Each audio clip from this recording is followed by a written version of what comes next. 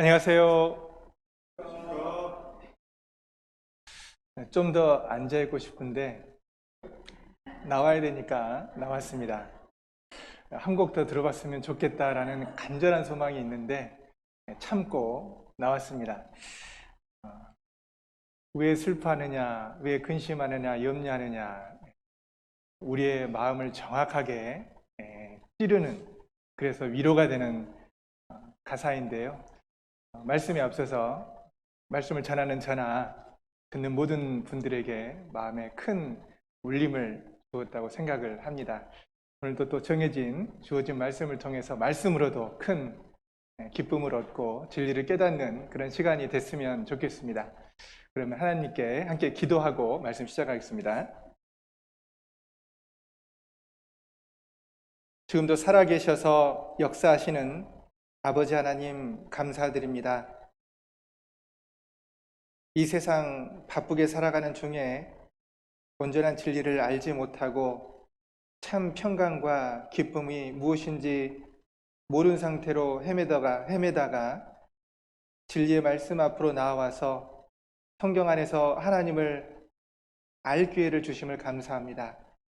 오늘 한 시간 성경 안에서 살아계신 하나님을 알고 우리 마음 가운데 반드시 알아야 되는 중요한 진리들을 깨달을 수 있도록 도와주시옵소서. 우리의 마음과 생각을 주님께서 붙잡아 주셔서 참으로 신사적인 마음들, 진리를 찾고 찾는 마음으로 하나님의 증거의 말씀을 들을 수 있도록 인도하여 주시옵소서.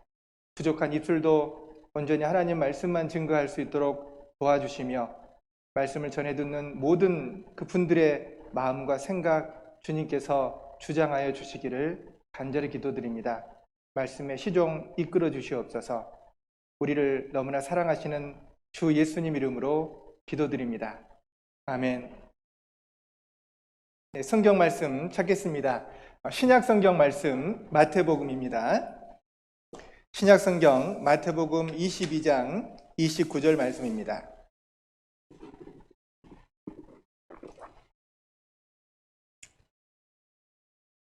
신약 성경 마태복음 22장 29절 말씀을 보겠습니다. 화면에도 말씀이 기록되어 있으니까 또 참조하시면 좋겠습니다. 제가 읽겠습니다. 예수께서 대답하여 가라사대 너희가 성경도 하나님의 능력도 알지 못하는 거로 오해하였도다. 네, 오늘 세 번째 하나님의 말씀을 함께 하게 됐습니다. 계속해서 참석하신 분들 이번 성경 강연회를 통해서 하나님이 주시고자 하는 확실한 천국의 소망을 꼭 깨닫기를 원합니다. 우리에게는 인생을 살아가면서 정말 인생을 반전할 수 있는 몇 가지의 기회들이 있습니다. 이 세상에서도 좋은 기회는 잡아야 되잖아요. 놓치지 말아야 됩니다. 육신의 문제도 그러하듯이 영적인 구원을 받고 또 천국에 갈 수 있는 진리를 깨닫는 것도 항상 기회가 주어지는 건 아닌 것 같습니다. 참으로 진리를 깨달을 만한 때가 있는데 우리 각자에게 그러한 기회가 왔을 때 잡아야 됩니다. 그때가 언제인가? 특별한 때를 어떻게 정의해 보냐면 그때는 내가 지금 현재 성경을 배우고 있는 그 때인 겁니다. 그리고 직접적으로 하나님의 말씀을 들을 수 있는 그 때인 겁니다. 그리고 이전에 어디서도 들어보지 못했었고 내 생각과는 전혀 달라 보이는 이 말씀을 내 생각과는 다르지만 참으로 객관적으로 입증될 수 있는 그 진리를 들을 수 있는 그 시점이 있습니다. 보라, 지금이 은혜 받을 만한 때요. 보라, 지금이 구원의 날이로다. 여러분, 구원받은 날은 정해진 것이 아닙니다. 하나님 말씀 앞에 나오는 그때가 바로 구원받을 때고 은혜 받을 때입니다. 몸이 더워지려면요, 뜨거운 곳으로 가야겠죠. 덥다면, 참으로 시원하기를 원한다면 아주 시원한 곳으로 가야 됩니다. 주님의 말씀을 깨닫고 천국에 가고 하나님과 가까워지기 위해서는 그 하나님의 말씀을 증거하는, 하나님을 입증하는 그 말씀을 가까이서 듣는 게 중요합니다. 그래서 너희는 여호와의 책을 자세히 읽어보라 이렇게 말씀을 하셨습니다. 이것들이 하나도 빠진 것이 없고 하나도 그 짝이 없는 거라고 말씀을 하고 계십니다. 우리는 이제 하나님의 구원을 받을 수 있는, 깨달을 수 있는 중요한 기회를 갖게 된 겁니다. 근데 안타까운 것은 우리가 잘못 알고 있고 오해하고 있는 것 때문에 진리를 빨리 깨닫지 못하는 경우가 있습니다. 그래서 잘 듣고 경청하는 게 필요합니다. 여호와의 책을 자세히 읽어보라. 이걸 두 자로 말하면요, 경청하라입니다. 자세히 들어봐야 됩니다. 그러니까 아무리 말씀을 반복적으로 여러 번 들었다 하더라도 왜 진리가 안 깨달아지는가? 사실은 증거되는 말씀에 문제가 있는 것이 아닙니다. 이 성경 자체는 확실한 하나님의 말씀이고 진리거든요. 충분히 모든 사람이 깨달을 수 있을 만한 말씀이 증거가 됩니다. 말씀 자체는 살았고 운동력이 있거든요. 사람의 생각, 마음의 뜻을 감찰하고 있습니다. 그런데도 끝까지 성경을 통해서 구원을 못 받는 이유는 바로 말씀을 듣는 사람의 마음 상태에 따라 달라진다는 겁니다. 좋은 밭에 씨를 뿌리면 결실을 맺고, 근데 그 땅이 아주 딱딱합니다. 돌도 많고 씨를 뿌렸는데 도저히 씨가 뿌리 내릴 수 있는 그런 부드러운 상태가 아니라면요, 씨는 곧 말라 죽게 됩니다.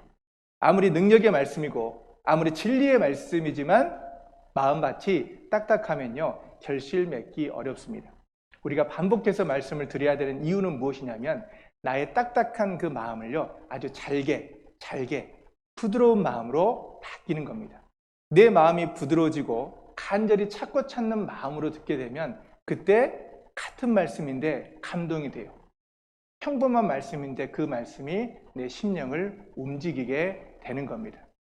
물은 아래에서 위로 흐르는 것이 아니라 위에서 아래로 내려오듯 하나님의 이 은혜의 물이라는 것은요, 마음이 높은 사람이 아닌 정말 마음이 낮은 데 처한 사람에게 임한다는 겁니다. 같은 말씀, 같은 시간대에 똑같은 말씀을 듣는데 어떤 분은 구원을 받습니다. 6일의 말씀을 통해서. 어떤 분은 6년을 말씀을 들었는데 항상 그 자리입니다. 같은 시간, 같은 장소, 똑같은 말씀을 들었는데 왜 이렇게 극과 극의 결과가 나오는 겁니까? 그 사람의 마음 밭의 문제입니다. 또 하나는 그 사람이 갖고 있는 선입관, 자기 생각, 자기 경험, 이런 것 때문에 말씀이 막히는 경우가 있습니다. 잘못된 교리나 잘못된 이론에 너무 고착화되어 있어요. 그래서 내가 알고 있는 위의 것을 받아들이려고 하지 않습니다. 새로운 것을 받아들이려고 하지 않아요. 내 것이 전부라고 생각하는 겁니다. 이게 하나님 앞에 강팍한 마음, 고집스러운 마음인 겁니다. 그래서 그것을 내려놓게 되면 이제 말씀이 들리기 시작하거든요. 그래서 성경에서 강조하고 있는 것은 여호와의 말씀을 듣긴 듣되 자세히 읽어보고 자세히 들어보라고 말씀을 하셨습니다. 두 자로 뭐라고요? 경청입니다. 귀를 기울이는 겁니다. 마음을 집중시키는 겁니다. 경청이라는 단어를 분석을 해보면 굉장히 재미있습니다. 한자가 조금 어려워요. 그래서 제가 쓰려다가 포기했어요. 너무 복잡해요. 그래서 쓰지는 않고요, 보여드리겠습니다. 여기 보면 경청이라는 한자, 단어는 하나인데요, 보세요. 이 청자입니다. 복잡하지요? 복잡합니다. 여기 보면요, 근데 이 첫 번째 이 귀 이자입니다. 귀 이자죠. 귀와 여기 보면 눈목이 있죠. 열십의 눈목자가 있습니다. 이 진지한 눈빛, 그리고 이 앞에 보면 심이죠. 하나의 마음입니다. 그래서 진심으로 마음을 실어 들어주신다면 여기에 보면 제일 왼쪽 아래에 무엇이 있습니까? 이거 아시죠? 왕입니다. 왕. 당신을 왕으로 모시겠습니다. 이 들을 청자 안에 다시 정리해보면 귀와 진지한 눈빛, 그리고 진심 어린 그런 마음으로 이 말씀을 들어주신다면 제가 인사를 드릴게요. 당신을 왕으로 모시겠습니다. 경책 의미가 그러거든요. 한자가 조금 차이가 있는데 귀를 기울여 주위에서 듣는 것. 그리고 이건 공경할 경자거든요. 공경할 경자인데 공경하는 태도로 듣는 것입니다. 어떤 것이든 상관없습니다. 한 마음과 간절히 사모하는 마음으로 들으면 이 말씀이 다르게 들릴 겁니다. 1년 전에 분명히 이 말씀을 들었는데 오늘 들어보니까 말씀이 전혀 새롭게 들려요. 그리고 안다라고 생각이 드는 것이 아니라 더 마음속에 쉽게 깨달아지고 깊게 깨달아져요. 그냥 오른쪽으로 들었다가 왼쪽으로 나간 말씀이 이게 이쪽으로 빠져나간 게 아니라요. 어떻게 돼요? 가다가 바로 직각으로 내려오는 겁니다. 어디로 가는 겁니까? 가슴, 마음입니다. 말씀이 마음에 닿는 순간 바뀌게 되어 있거든요. 가장 중요한 것은 마음입니다. 여러분, 하나님께서 여러분에게 특별한 무엇을 결코 원하지 않습니다. 하나님은요, 그동안 배우신 대로 전지하십니다. 전능하십니다. 무소부재하십니다. 불가능이 없거든요. 그래서 사람에게 무엇을 부족한 것처럼 받는 분이 아니라는 겁니다. 하나님은 사람에게 주시고자 하는 겁니다. 구원을 주시고 진리를 주시고 기쁨을 주시는 겁니다. 사람은 반대로 하나님을 오해하는 겁니다. 하나님이 무엇이 부족한 것처럼 사람의 손으로 섬김을 받는 것처럼 착각합니다. 사람은 부족한 게 있을지 모르지만 하나님은 결코 부족하지 않거든요. 제사나 인애 이런 거 원하지 않습니다. 하나님 정확하게 아는 것을 원하는 겁니다. 그래서 많은 오해가 있습니다. 할아버지, 할머니가 대화를 나눠요. 할아버지가 전화를 받았어요. 전화를 받았는데 상담원이 전화를 했어요. 근데 할아버지가 연세가 있으셔가지고 잘 못 깨닫는 거예요. 그러니까 답답한 대화가 이어지게 되는 거예요. 그래서 할머니에게 뭐라고 이렇게 하는데 이 대화를 들어보니까 옆에서 딱 듣고 있으면요, 굉장히 웃을 수밖에 없어요. 소통이 잘 안 되다 보니까 이야기가 이상하게 흘러나갑니다. 그 영상을 한번 보여드릴게요. 잘 들어야 된다. 자, 보십시오.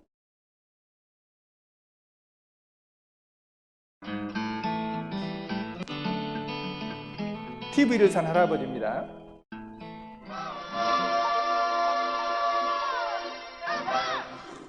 자, 김지연 씨의 사연을 하나 더 읽어드리고 드리도록 하겠습니다. 조회수 72건. 할아버지와 고객과의 통화입니다. 안녕하세요. 콜센터에서 상담원으로 근무하고 있는데요. 고객들과 통화하다 보면 힘든 순간도 많지만 재밌는 일도 많아요. 그날도 고객님께 전화를 드렸습니다. 띠링 딸카.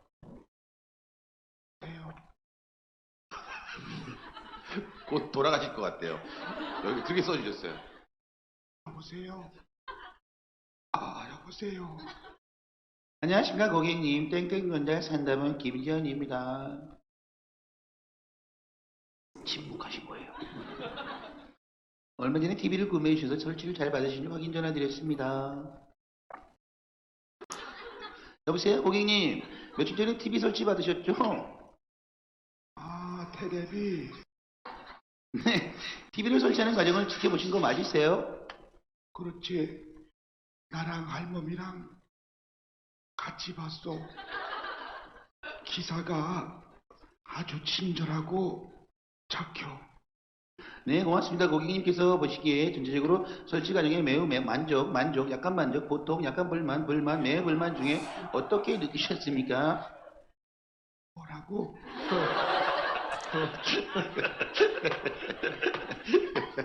이런 분은 절대 안 뛰어내리는데요.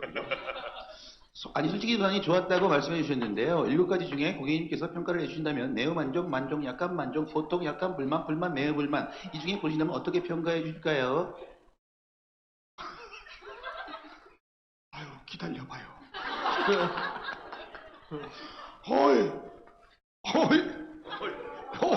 할머니 부르는 거, 할머니. 허이! 여기 콜르랴. 몰라.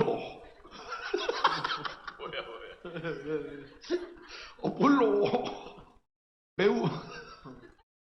매운만두 하고 물만두 중에.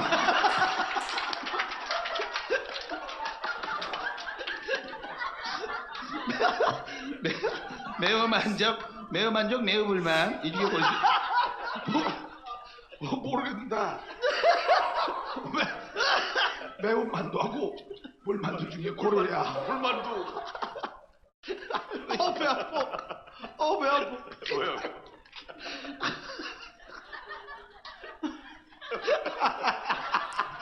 네. 시간 관계상. 네. 자, 하나님과 우리 사람의 뜻 안에서도 이런 게 있을 수 있다고 생각을 합니다.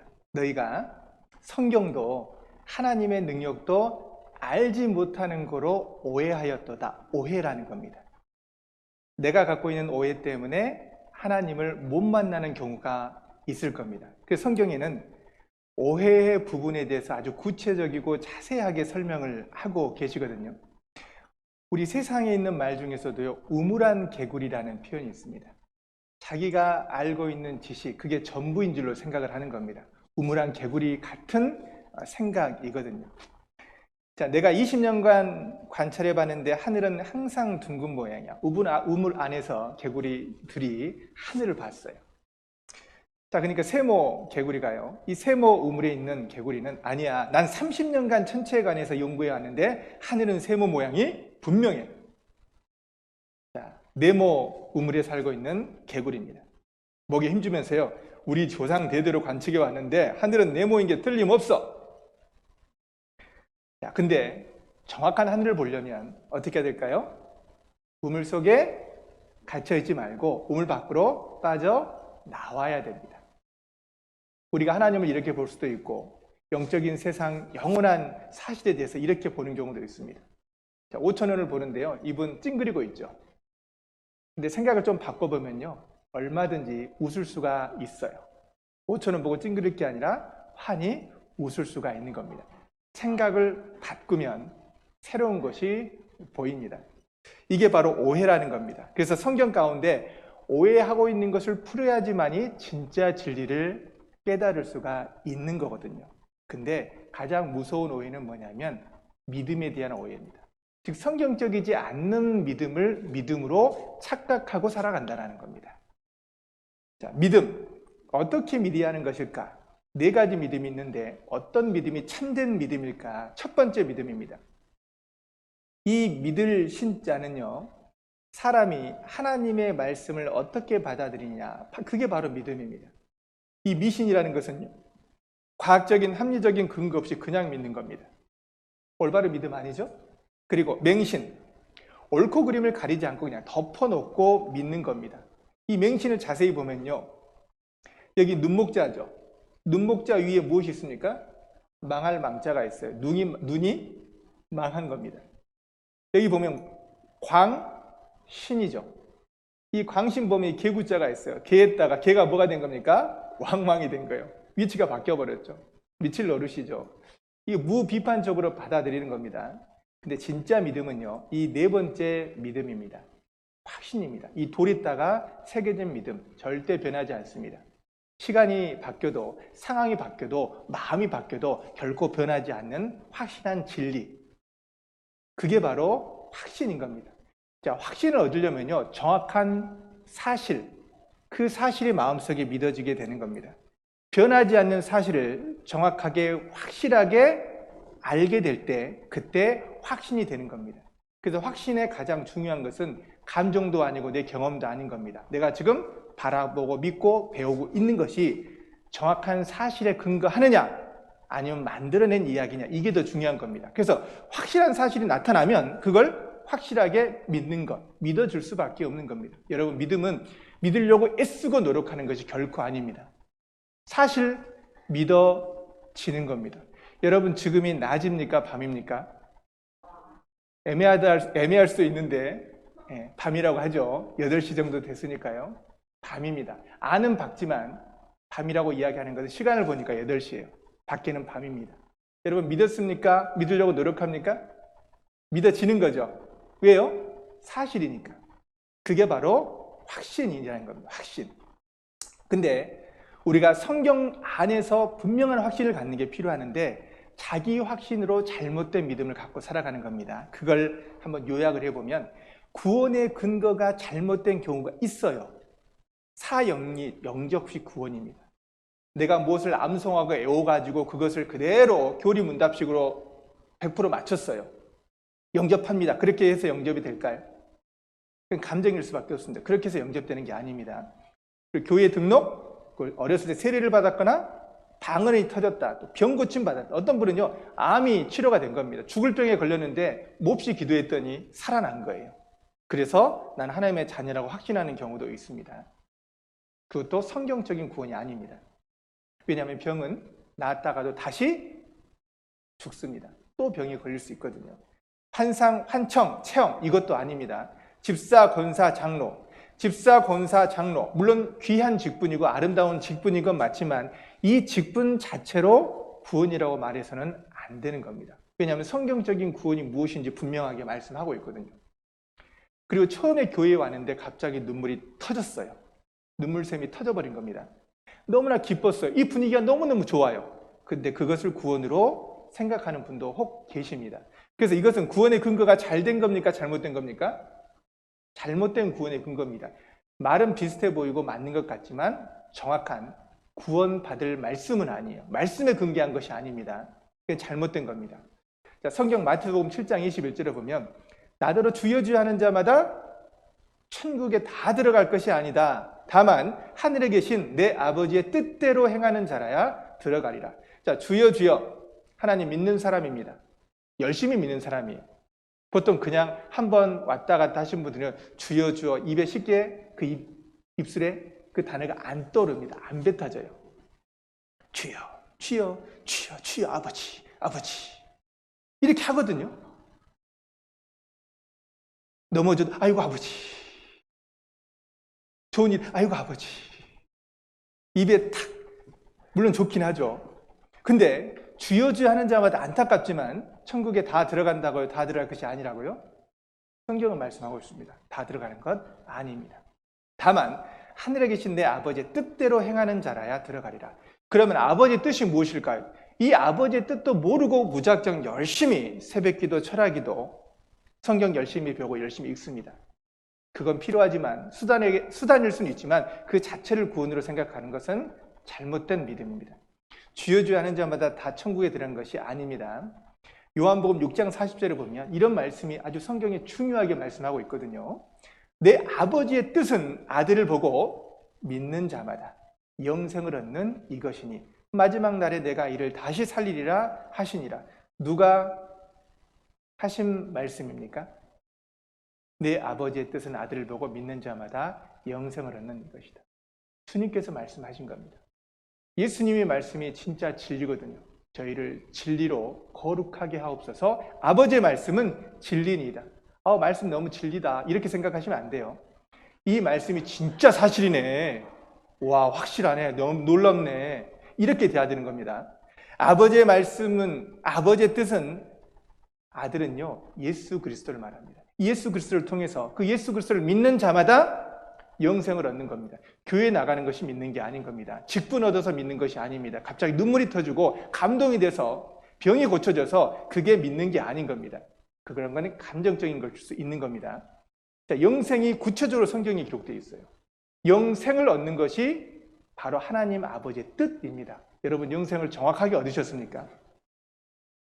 성경적인, 성경에 근거한 영생 말입니다.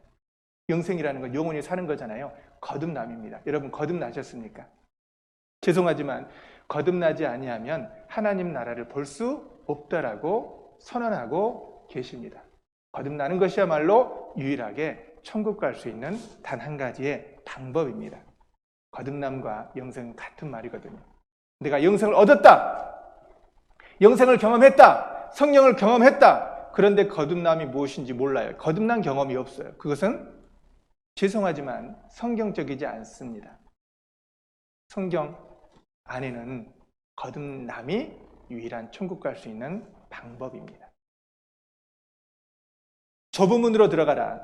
멸망으로 인도하는 문은 크고 그 길이 넓어 그리로 들어가는 자가 많고 생명으로 인도하는 문은 좁고 길이 협착하여 찾는 이가 적음이니라.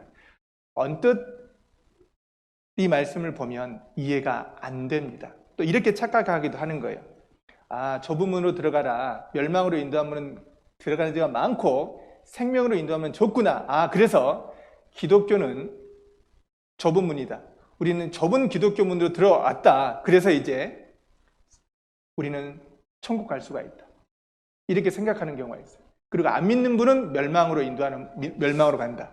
기독교는 좁은 문이기 때문에 천국 간다. 이렇게 착각하는 경우가 있습니다. 근데 제가 질문 한번 드려볼까요? 기독교가 좁은 문일까요? 넓은 문일까요? 기독교가 가장 넓습니다. 제가 뒤에 자료를 보여드리겠습니다. 기독교는 결코 좁은 문이 아닙니다. 여기 보시면요. 현재 세계 인구 70억이 넘죠. 70억 정도 되는데 그 중에 기독교 인구가 몇입니까? 23억입니다. 몇 분의 1이에요? 3명 길 가면 반드시 한 명은 누구예요? 세계의 종교가 몇 개나 됩니까? 셀 수가 없습니다. 수억 개예요, 종교가. 셀 수가 없다니까요. 그런데 3명 가면 한 명 딱 돌 던지면요. 그 중에 한 명은 기독교인인 겁니다. 가장 많아요. 결코 좁은 문이 아닌 겁니다. 자, 바꿔 말해보면요. 좁은 문으로 들어가라. 즉, 많은 사람이 성경을 배우고 교회를 다니지만 구원받는 사람이 적다라는 겁니다. 생명으로 인도하는 문은 좁고 길이 협착하여 찾는 이가 적음입니다. 기독교의 넓은 문 속에 정말 거듭난 사람은 적다라는 겁니다. 당연히 하나님을 믿지 않는 사람이 천국 가는 건 불가능하겠죠. 믿는다고 하지만 구원받고 거듭나서 성경적으로 구원받고 천국 가는 사람은 적다라는 겁니다. 생명으로 인도하는 문은 좁고 길이 협착하여 찾는 이가 적음이니라. 어떤 교회는요, 이 말씀을 비교해가지고 교회 문을 아주 작게 만들어요. 요만하게. 겨우 들어가게. 좀 체구가 있는 분은 상당히 기분 나쁠 거예요. 살 빼면 천국 갈 수 있을까? 살 빼서 들어가야지. 살 빠진 거하고 이 체구 있으신 분들은요, 이게 사명이에요. 사명. 평생의 사명. 살 빼는 것. 내가 살 빼가지고 천국 들어가겠다. 생명으로 인도하면 좁고 길이 협착합니다. 그만큼요, 믿는 사람 중에 구원받은 사람이 적다라는 것을 말씀입니다. 그래서 예수님이 뭐라고 말씀하셨냐면 적은 무리여 두려워 말라 이렇게 말씀하셨습니다. 그래서 정확한 믿음을 깨닫는다는 건 참으로 중요합니다. 그래서 믿음, 하나님이 원하시는 진짜 믿음을 얻는 게 필요합니다. 또 어떤 분은요, 하나님을 안 믿어요. 안 믿습니다. 왜 안 믿느냐? 이유를 들어보면요, 하나님이 없기 때문에 물론 안 믿겠죠. 근데 하나님이 없는 이유를 이렇게 이야기해요. 첫 번째는 눈에 보이지 않는다. 하나님 눈에 보여달라. 보면 믿겠다. 근데 안타깝지만요, 성경에서는 하나님을 본 사람이 없대. 아무도 하나님을 보지 못했다라고 말씀하고 있고요. 출애굽기 33장에 보면 하나님을 보고 살짝 없다. 보면 죽는다라는 겁니다. 우리의 인간의 육안으로 하나님을 볼 수 없습니다. 왜냐하면 보면 죽어요. 하나님은 빛이시거든요. 우리는 죄인, 어둠인데. 자, 만약에 캄캄한 어둠 속에 빛이 들어가면 어둠은 어떻게 됩니까? 사라져버립니다. 죄인인 우리가 완전히 거룩하시고 빛이신 하나님이 앞에 바로 서게 된다면 바로 사라져 버리게 되는 겁니다. 하나님은 살아계시지만 눈에 보이진 않아요. 그러나 천지에 충만하신 분입니다. 단지 눈에 육안으로 볼 수 없는 분인 거예요. 하나님은 영이십니다. 영. 하나님은 영이시니 신령과 진정으로 예배할지니라. 굉장히 중요합니다. 이거 하나 생각을 해야 됩니다. 자, 하나님은 무엇이라고요? 영이라는 겁니다. 하나님은 영. 하나님은 영이시니 예배하는 자가 신령과 진정으로 예배할지니라. 이 영자가 무슨 영자예요? 신령 영자입니다. 그러니까 육안으로 볼 수가 없는 겁니다. 하나님은 영으로 존재하시는 분입니다. 그래서 우리 사람을 만물의 영장이라고 합니다. 만물의 영장. 이 장자가요, 우두머리 장자, 길 장자입니다.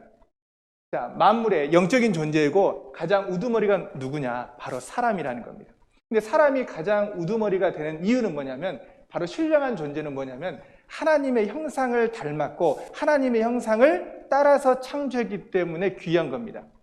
아무리 뛰어난 동물이 있더라도 내가 낳은 자식이 가장 귀해요. 비교 자체가 안 되는 겁니다. 세상에 많은 피조물들이 있지만 특별히 인간이 귀중한 것은 뭐냐면 육체적인 능력이 있는 것이 아니라 그 속에 무엇이 있다고요? 하나님은 영이시니 영적인 존재로 사람을 만든 겁니다. 그래서 사람이 가장 귀하거든요.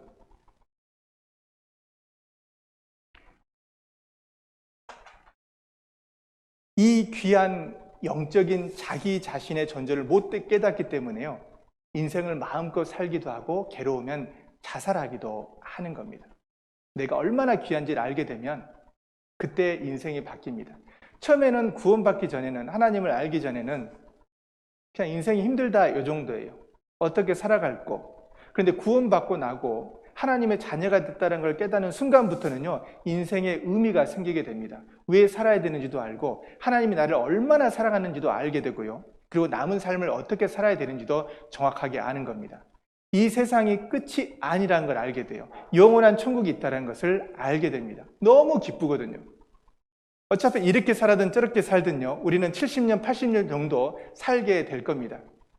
내가 얼만큼 더 살지를 모르겠지만 천국 갈 수 있는 확실한 믿음이 있기 때문에 남은 그 날이 10년이든 20년이든요, 기쁘게 살아갈 수가 있는 겁니다.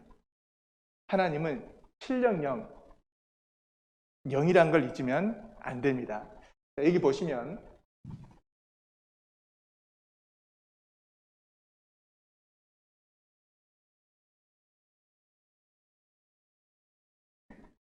성경 안에서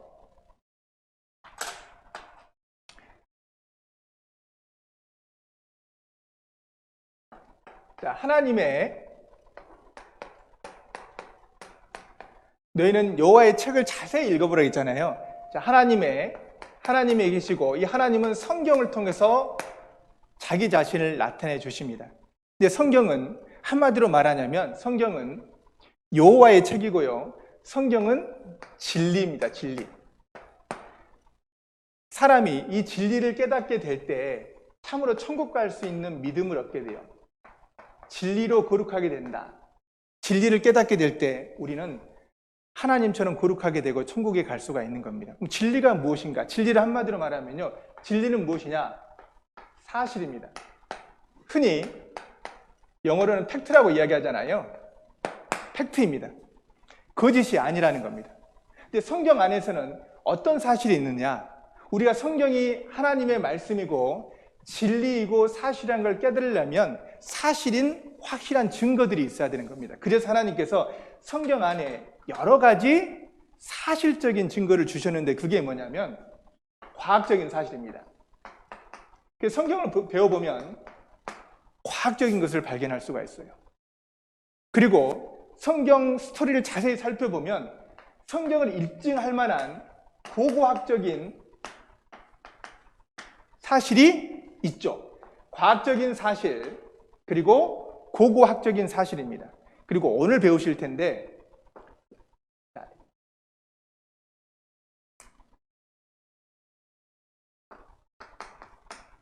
역사적인 사실입니다. 그래서 역사적인 사실을 뭐라 그럽니까? 히스토리라 그러잖아요. 결국 하나님의 이야기가 이 하나님의 역사, 인간을 향하신 하나님의 계획이 있잖아요. 그 역사가 성경 안에 있는 겁니다.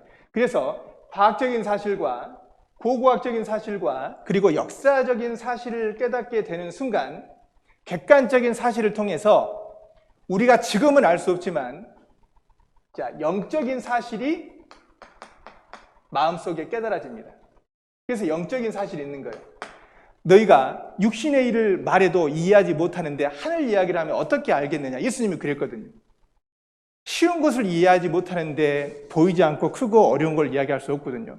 플러스 마이너스를 못하는 초등학생들에게요, 만약에 미분 적분을 가르친다면 어떻게 되겠습니까? 효과 없는 일이거든요. 그래서 이 사실을 깨닫게 되는 순간 이제 성경에 나오는 영적인 사실을 알게 됩니다. 그리고 영적인 사실 속에서 우리가 뭘 깨달았냐면 이 세상은 유한적이지만요, 사람은 유한적이지만 정말 하나님은 영원한 분이고 영원한 곳이 있구나. 영적인 사실을 깨닫고 영원한 사실이 마음속에 믿어지게 되는 겁니다. 그때 이런 사실들을 알게 될 때 이 성경을 믿는 믿음이 생기게 되는 거예요. 이게 믿을 겁니다. 무엇을 믿느냐? 그러니까 성경을 믿는 겁니다. 성경이 믿는 순간 아 정말 하나님은 계시는 분이다 안 계시는 분이다? 자, 하나님이 살아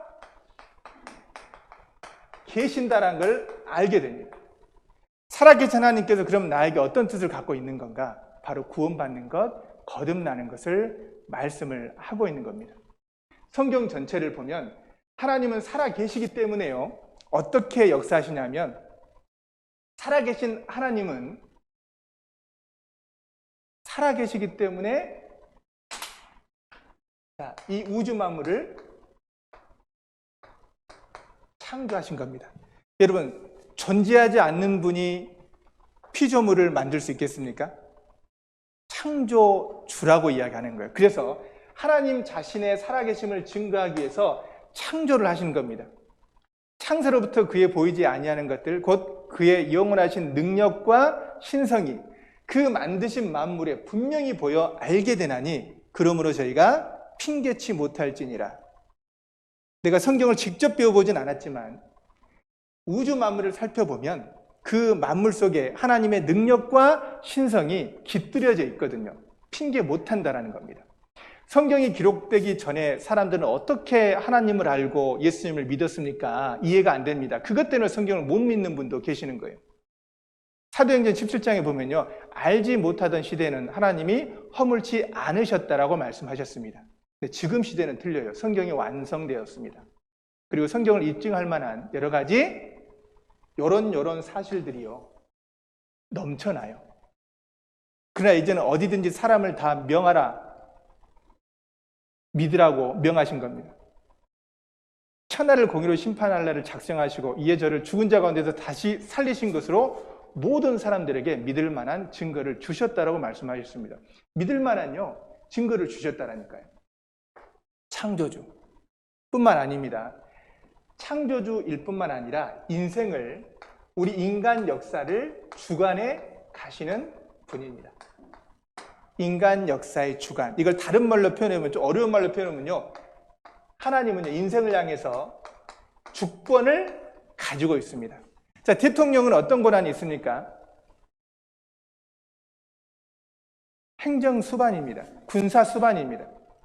그러니까 나라를 좌지우지할 수 있는 합리적인 통치 능력에 따라서요 결정할 수 있는 권한이 있어요. 대통령 권한은 어마어마하잖아요. 부모님의 권한이 있습니다. 남편의 권한이 있죠. 선생님의 권한이 있는 겁니다. 그 위치에 따른 힘이 있어요. 해야 될 마땅한 권리가 있거든요. 여러분, 하나님은요 우주 만물을 만드신 분이에요. 단순히 인간보다 조금 나은 분이 아니에요. 공자나 부처나 섭가나 그냥 일반의 사람보다 조금 나은 성자하고는 비교할 수 있는 분이 아닌 겁니다. 사람끼리 비교 차원이 아닌 겁니다. 하나님은 주관하시는 분입니다. 주권을 가졌어요. 모든 걸 만드셨기 때문에 다스릴 수 있는 능력이 있잖아요. 창조주와 조물주의 위치는 비교할 수 있는 부분이 아니거든요. 하나님은 사람에게 판단받는 분이 아닙니다. 절대 주권입니다. 이걸 절대 주권이라고 합니다. 절대적인 주권을 가지고 있습니다. 근데 하나님은 절대 주권 가지고 마음대로 갑질하거나 구원 못 받도록 한다거나 막 심판하신 분이 결코 아닙니다. 성경 전체는 무엇이냐면요, 그 절대 주권을 가지고 있는 하나님께서 절대 주권을 완전히 사람에게 쏟아 부숴버립니다. 죄송합니다. 사투리를 써서 부어버립니다. 이 절대 주권을 가지고 하나님이 갑질하시는 것이 아니라 하나님 자신을 완전히 허비해 버리셨어요. 성경 전체는 창조주 하나님께서 나 한 사람을 위해서 하나님 자신을 버려버립니다. 그래서 그걸 인간이 이해하지 못하기 때문에 부모를 주셨어요. 그리고 특별히 어머니를 주신 겁니다. 어머니는요 자기 자녀를 위해서 물불을 안 가립니다. 내가 죽더라도 자식은 살리거든요. 아무리 자식이요 흉악한 살인 강도를 할지라도 재판장 가면 저 자식 죽여주세요, 벌 받아 마땅해요, 이렇게 말할 어머니 계실까요? 차라리 나를 죽여주세요, 내 아들 살려주세요, 그렇게 이야기하지 않겠습니까? 이게 바로 사랑이거든요. 사랑은 이유가 없어요. 무조건입니다. 인간은 불의하거든요. 거짓돼요. 사랑도 하지만 미워하거든요. 근데 하나님은 절대 사랑을 하시는 겁니다. 근데 나를 사랑한다면 얼마나 사랑하겠습니까? 우리가 상상할 수 없는 깊은 사랑을 하시는 거예요. 하나님의 은혜로 있을 데 없는 자 왜 구속하여 주는지 난 알 수 없도다. 내가 믿고 또 의지함은 내 모든 형편 잘 아는 주님 늘 돌보아 주실 것을 나는 확실히 아네. 하나님의 은혜로 하나님의 구원을 받고 하나님의 사랑을 깨달은 사람은요, 입술 가운데 하나님의 은혜로 이 쓸데없는 자, 이 말이 나와요. 우리가 나이 들어서 부모의 나이가 됐을 때 그제서야 부모님의 그 마음과 생각을 조금 알아요. 네, 끝을 봐야 됩니다. 조금 알아요. 구원받고 하나님의 사랑을 깨달을수록요, 시간이 지날수록 내가 하나님에 대한 많은 오해를 가지고 있었구나. 하나님이 나를 이렇게 사랑하셨구나. 알게 됩니다. 많은 오해가 풀리게 돼요, 여러분. 하나님이 없다라는 우물안적인 생각, 착한 일 열심히 하고 천국 가야겠다라는 이런 잘못된 생각, 교회만 열심히 다니면 된다. 내가 집사, 권사, 장로, 그리고 전도사, 목사, 목회자, 이것이 구원은 아닌 겁니다. 누구든지 아름다운 이름을 가졌고 큰 일을 행했다 할지라도요, 거듭나지 않고 죄 문제 해결하지 않으면 미안하지만 천국 갈 수 없습니다. 보장이 안 되는 겁니다.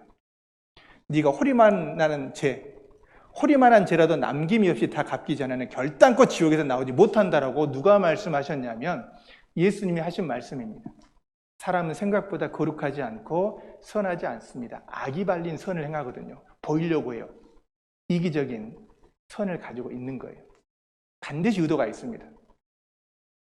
사람에게는 그래도 감사하고 고마운 부분이 있지만 하나님에게는요, 그런 위선을 받지 않으시거든요. 근데 이상하게 위선된 모습 가운데서요, 몇몇 착한 것을 가지고 하나님 앞에 나아가려고 하는 거예요. 그 의는 하나님 앞에 거짓된 의라고 이야기하는 거예요. 여러분, 밥그릇이 있는데, 맛있는 국밥이 있는데 만약에 벌레 들어갔어요. 대체적으로 맛있는 것이 있으니까 감사하게 먹을까요? 아주 작은 벌레 하나만 있어도 통째로 버립니다. 하나님에 대한 잘못된 오해 때문에 우리가 구원받지 못하는 겁니다. 여러분, 왜 하나님께서 선악과를 만드셨을까요? 그런 오해도 있습니다. 자, 선악과는 아주 하나님의 사랑이 어떤 것인지를 아주 쉽게 말해주는 겁니다. 왜냐하면 하나님은 어떤 것을 금지할 때요, 하지 말라고 하는 것은 하나님 자신을 위한 것도 있지만 인간을 위해서 하지 말라는 겁니다. 뭘 행하라고 하는 것은 분명히 행해야지만이 유익한 것이 있기 때문에 그렇습니다. 하나님의 중심은 하나님에게 있지 않아요. 하나님의 모든 중심은 사람에게 있거든요. 사람에 맞는 이야기를 하는 겁니다. 만약에 선악과를 먹어서 하나님의 말씀을 범해버리게 되면 그것이 바로 심판받는 죄가 되는 거예요. 근데 왜 선악과를 만들었느냐, 왜 인간에게 그러한 잘못된 선택을 할 수 있는 걸 주셨느냐, 여러 가지 복잡한 생각을 하는 겁니다. 근데 선악과를 왜 주셨을까요? 하나님의 사랑을 나타내는 거예요. 여러분, 에덴 동산에서 과일이 얼마나 있었을까요? 한두 그루가 있었을까요? 전체가 충분히 먹을 수 있는 겁니다. 예를 들자면 1000가지 과일이 있어 다 먹었어요. 999가지 다 먹어라. 근데 한 가지 먹지 말라고 한 겁니다. 근데 한 가지 먹지 말라고 한 것은 왜 먹지 말라고 했을까요? 그게 아까워서 그랬을까요? 그것은 하나님은요, 사랑은요, 반드시 give and take예요. 근데 비율이 틀려요. 하나님은 모든 걸 나에게 쏟아붓고 단지 네 마음이 나에게 있다, 나를 생각하고 있다는 걸 알려달라는 겁니다. 자녀에게, 어버이날 자녀에게 무엇을 원하는 게 아닌 겁니다. 정말 나를 생각하고 있고 그 말 한마디면 충분해요. 야, 너 5만 원짜리 갖고 와? 내가 5만 원짜리밖에 안 돼? 이렇게 이야기한 부모님 없거든요. 그죠? 그 아이의 마음을 봅니다. 선악과 먹지 말라고 했을 때 안 먹었다. 그러면 이 아담은 하나님을 사랑해야 사랑 안 해요? 사랑하는 겁니다. 안 먹으면 사랑하는 겁니다. 먹으면요, 그마저도 어기는 거예요. 여러분, 남편이 능력이 있어서 모든 걸 아내에게 다 줬어요. 다 줬습니다. 그리고 한 가지 딱 조그만 약속을 해달라. 나는 너를 완전히 사랑하기 때문에 당신이 옆집 남자와 만나는 것 원하지 않아. 이게 과한 요구입니까? 너무나 마땅한 요구예요. 그것조차도 사랑인 겁니다. 그러니까 선악과를 먹지 말라. 이게 사랑이에요. 미움이나 심판이나 그 사람에게 어떤 잘못된 것을 강요하는 것이 아니라 내가 그렇게 너를 사랑한다는 겁니다. 만약에 만나도 괜찮다라고 이야기를 하면 어떻게 될까요? 나는 너를 사랑하지 않는다는 거예요. 어떤 남자를 만나도 괜찮다라는 그 말을 한다면 그 남편은 진짜 아내를 사랑한 걸까요? 아니면 사랑 안 하는 겁니까? 사랑 안 하는 거예요. 그게 바로 사랑인 겁니다. 내 마음을 알아달라는 겁니다. 그리고 또 한 가지는 이 에덴 동산은 완전한 하나님의 은혜예요. 파라다이스, 천국이거든요. 그것이 죄가 없는 곳입니다. 부족한 것이 없는 것이에요. 근데 죄로부터 막아주고 심판과 죄로부터 누가 막아줬습니까? 하나님이 완전한 은혜 속에서 아담과를 자유를 준 거예요. 마음껏 누리고 마시고 질병 없이 살 수 있는 완전한 조건을 주신 곳이 바로 에덴 동산인 겁니다. 그러니까 부족한 게 있어요, 없어요? 없어요. 죄질 일도 없는 겁니다. 일할 일도 없어요. 아프지도 않아요. 하나님이 완벽하게 만들었거든요. 근데 그것을 깨달을 수가 있게 하기 위해서 그걸 잊지 말라고 선악과를 준 거예요. 그 명령을 하나 지킴으로써 내게 주신 하나님의 은혜가 족하다는 걸 인정하는 겁니다. 아, 그리고 하나님이 이렇게 나에게 은혜를 주셨구나 하는 걸 계속 생각하는 거예요. 그 한 법을 지킴으로 말미암아 하나님에 대한 반응이에요. 나는 이 정도만 지키지만 하나님이 그 마음을 받으시는 거예요. 만약에 그럼 프로그램 해놓으면 어떻게 될까요? 그래, 먹지 말도록 프로그램 해야지. 우리 이윤혜 형제님 딱 봐가지고 프로그램 해놨어요. 먹지 말도록 막 프로그램 해놨어요. 그러면 안 먹어. 하나님 안 먹었습니다. 이렇게 하면 하나님이 좋아할까요? 하나님이 바보가 아니시거든요. 진짜 자유의지를 가지고 나를 진정 사랑하는지, 강제가 아닙니다. 사랑은요, 자원해서 하는 걸 원합니다. 그래서 그 자원하는 마음, 하나님의 사랑을 자원해서 받아들이는 것이 그게 사랑에 대한 보답이거든요. 하나님은 그걸 원하시는 겁니다. 선악과를 따먹는 선악과 때문에 벌한 게 아닌 겁니다.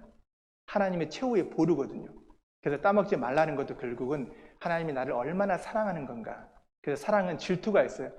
옆집 남자를 만나는데 남편이 어떠겠어요? 기분 좋아한다면 이상한 거예요. 사랑하지 않는다거나 아니면 병원에 가야 될 뿐인 거예요. 사랑은 시기와 질투가 반드시 있습니다. 하나님은 질투의 하나님입니다. 사랑의 하나님입니다. 사랑의 또 다른 이름 무엇이라고요? 시기와 질투인 겁니다. 근데 다 여기서 끝나는 게 아닙니다. 이 에덴 동산에서 선악과를 먹었지만 결국은 사람은 무화과 나무 잎을 엮었죠?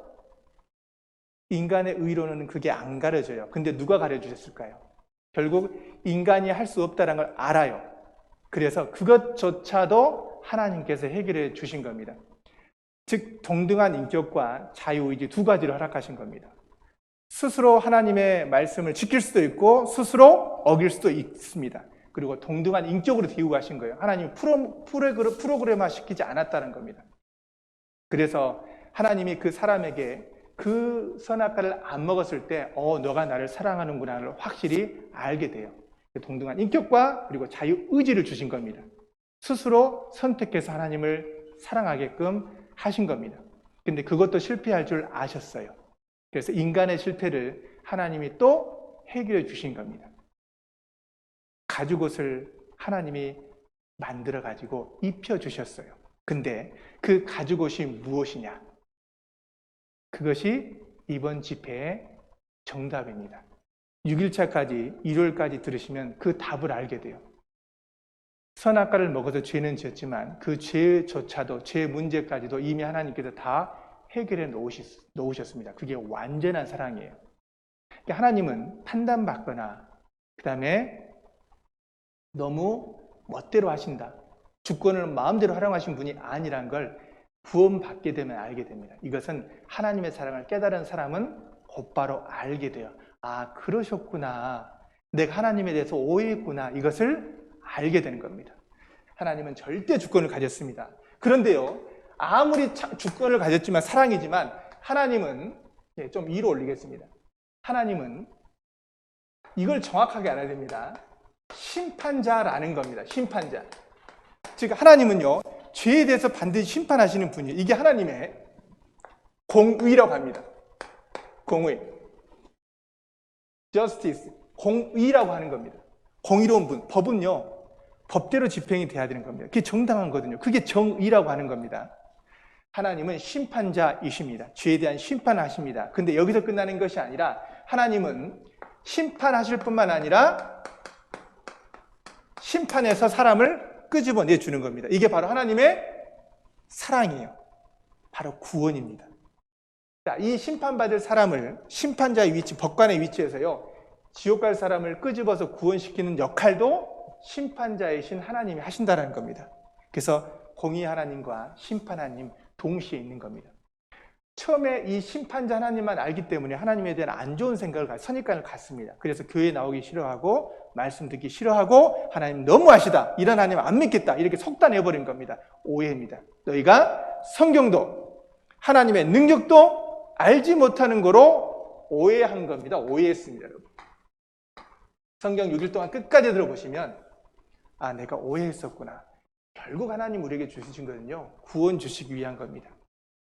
은혜를 주시기 위한 겁니다. 보라, 지금은 은혜 받을 만한 때요. 보라, 지금이 구원의 날이로다. 성경은 사실이고 하나님은 살아 계십니다. 하나님 눈에 보이지 않지만 천지에 충만하시고 지금도 살아계신 분입니다. 그리고요, 믿지 않아도 살아가는 데 지장이 없다고 이야기합니다. 믿지 않아도 살아가는 데 지장이 없기 때문에 하나님 안 믿는다는 거예요. 잘 생각해 보세요. 그리고 악인들이 더 잘 살기 때문에, 잘 사는 세상이기 때문이다. 또 죄인이 당장 벌을 받지 않기 때문이다. 또 자기 행위가 악하기 때문이다.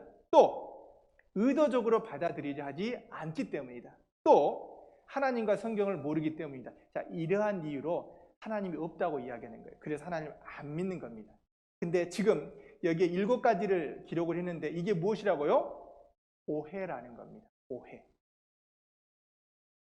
자, 하나님이 보이지 않는 이유는 뭐냐면요, 하나님은요, 영이십니다. 그리고 하나님은 사랑이십니다. 그리고 하나님은 빛이십니다. 그리고 하나님은 만유보다 크십니다. 그리고 하나님은 태초부터 말씀으로 계십니다. 그래서 요한복음 1장 1절에 태초에 말씀이 계십니다. 이 말씀이 하나님과 함께 계셨으니 이 말씀은 곧 하나님이십니다. 말씀 자체가 하나님이신 겁니다. 하나님은 영이시기 때문에요, 살과 뼈가 없습니다. 영은 살과 뼈가 없죠. 그리고 어느 때나 하나님을 본 사람이 없다라고 말씀하셨습니다. 그리고 아무 사람도 보지 못하였고 볼 수 없다. 이게 디모데전서 6장에 아주 자세하게 기록이 되어 있습니다. 그리고 변함도 없고 회전하는 그림자가 없다라는, 하나님은 그림자도 없으셔요. 그리고 하나님 보고 살 자가 없습니다. 분명히 이게 출애굽기 33장 20절에 하나님을 보고 살 자가 없다라고 했기 때문에 하나님 본 사람은 살아있지 않아요. 근데 하나님을 봤다라고 고집하는 사람이 있고요, 하나님 만났다라고 이야기하는 사람이 있는 겁니다. 그런 간증 들어보셨죠?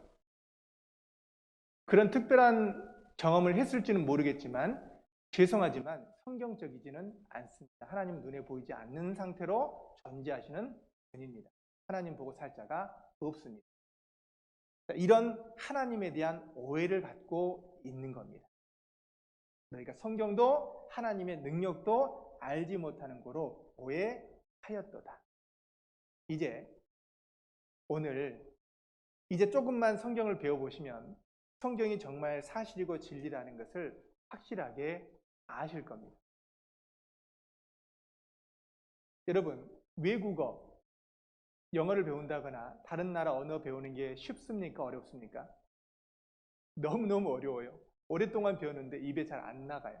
그죠? 근데 원래는 언어가 몇 개였을까요? 성경에는 분명히 원래 처음의 언어는 하나였다라고 말씀하고 있습니다. 그런데 언어가 여러 개로 바뀌게 되는 역사적인 배경, 역사적인 사건이 있었습니다. 근데 그 사건이 이 성경에 기록이 되어 있습니다.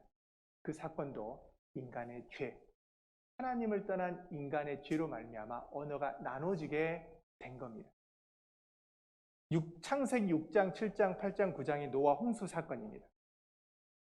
그리고 10장에 이제 민족에 대한 내용이 나오게 되고 11장에 바벨탑 사건이 기록되어 있는데 대홍수를 경험하고 나서 하나님 심판을 받았잖아요. 이 노아의 세 아들이 셈, 함, 야벳인데 그 노아의 식구들을 통해서 민족이 점점 사람이 많이 늘어났겠잖아요. 그런데 이 함 자손 가운데 니무롯이라는 사람이 있었어요. 근데 이 니무롯이라는 사람이 시날 평지에서 모여가지고 이 사람을 중심으로 해서 하나님을 대적하는 발언을 하게 되는 겁니다. 하나님 없이 뭉쳐가지고 우리가 도시를 만들고 탑을 쌓자, 성과 대를 만들자, 도시를 건설하고 그리고 높은 탑을 쌓아가지고 우리 이름을 내자, 하나님을 정면으로 대적하게 된 겁니다. 그게 바로 시날 평지예요. 지금 이라크 지역입니다. 그게 창세기 11장에 기록이 되어 있습니다. 그 사건을 계기로 언어가 나누어지게 됐습니다. 자, 창세기 11장을 좀 볼까요? 창세기 11장. 창세기 11장입니다.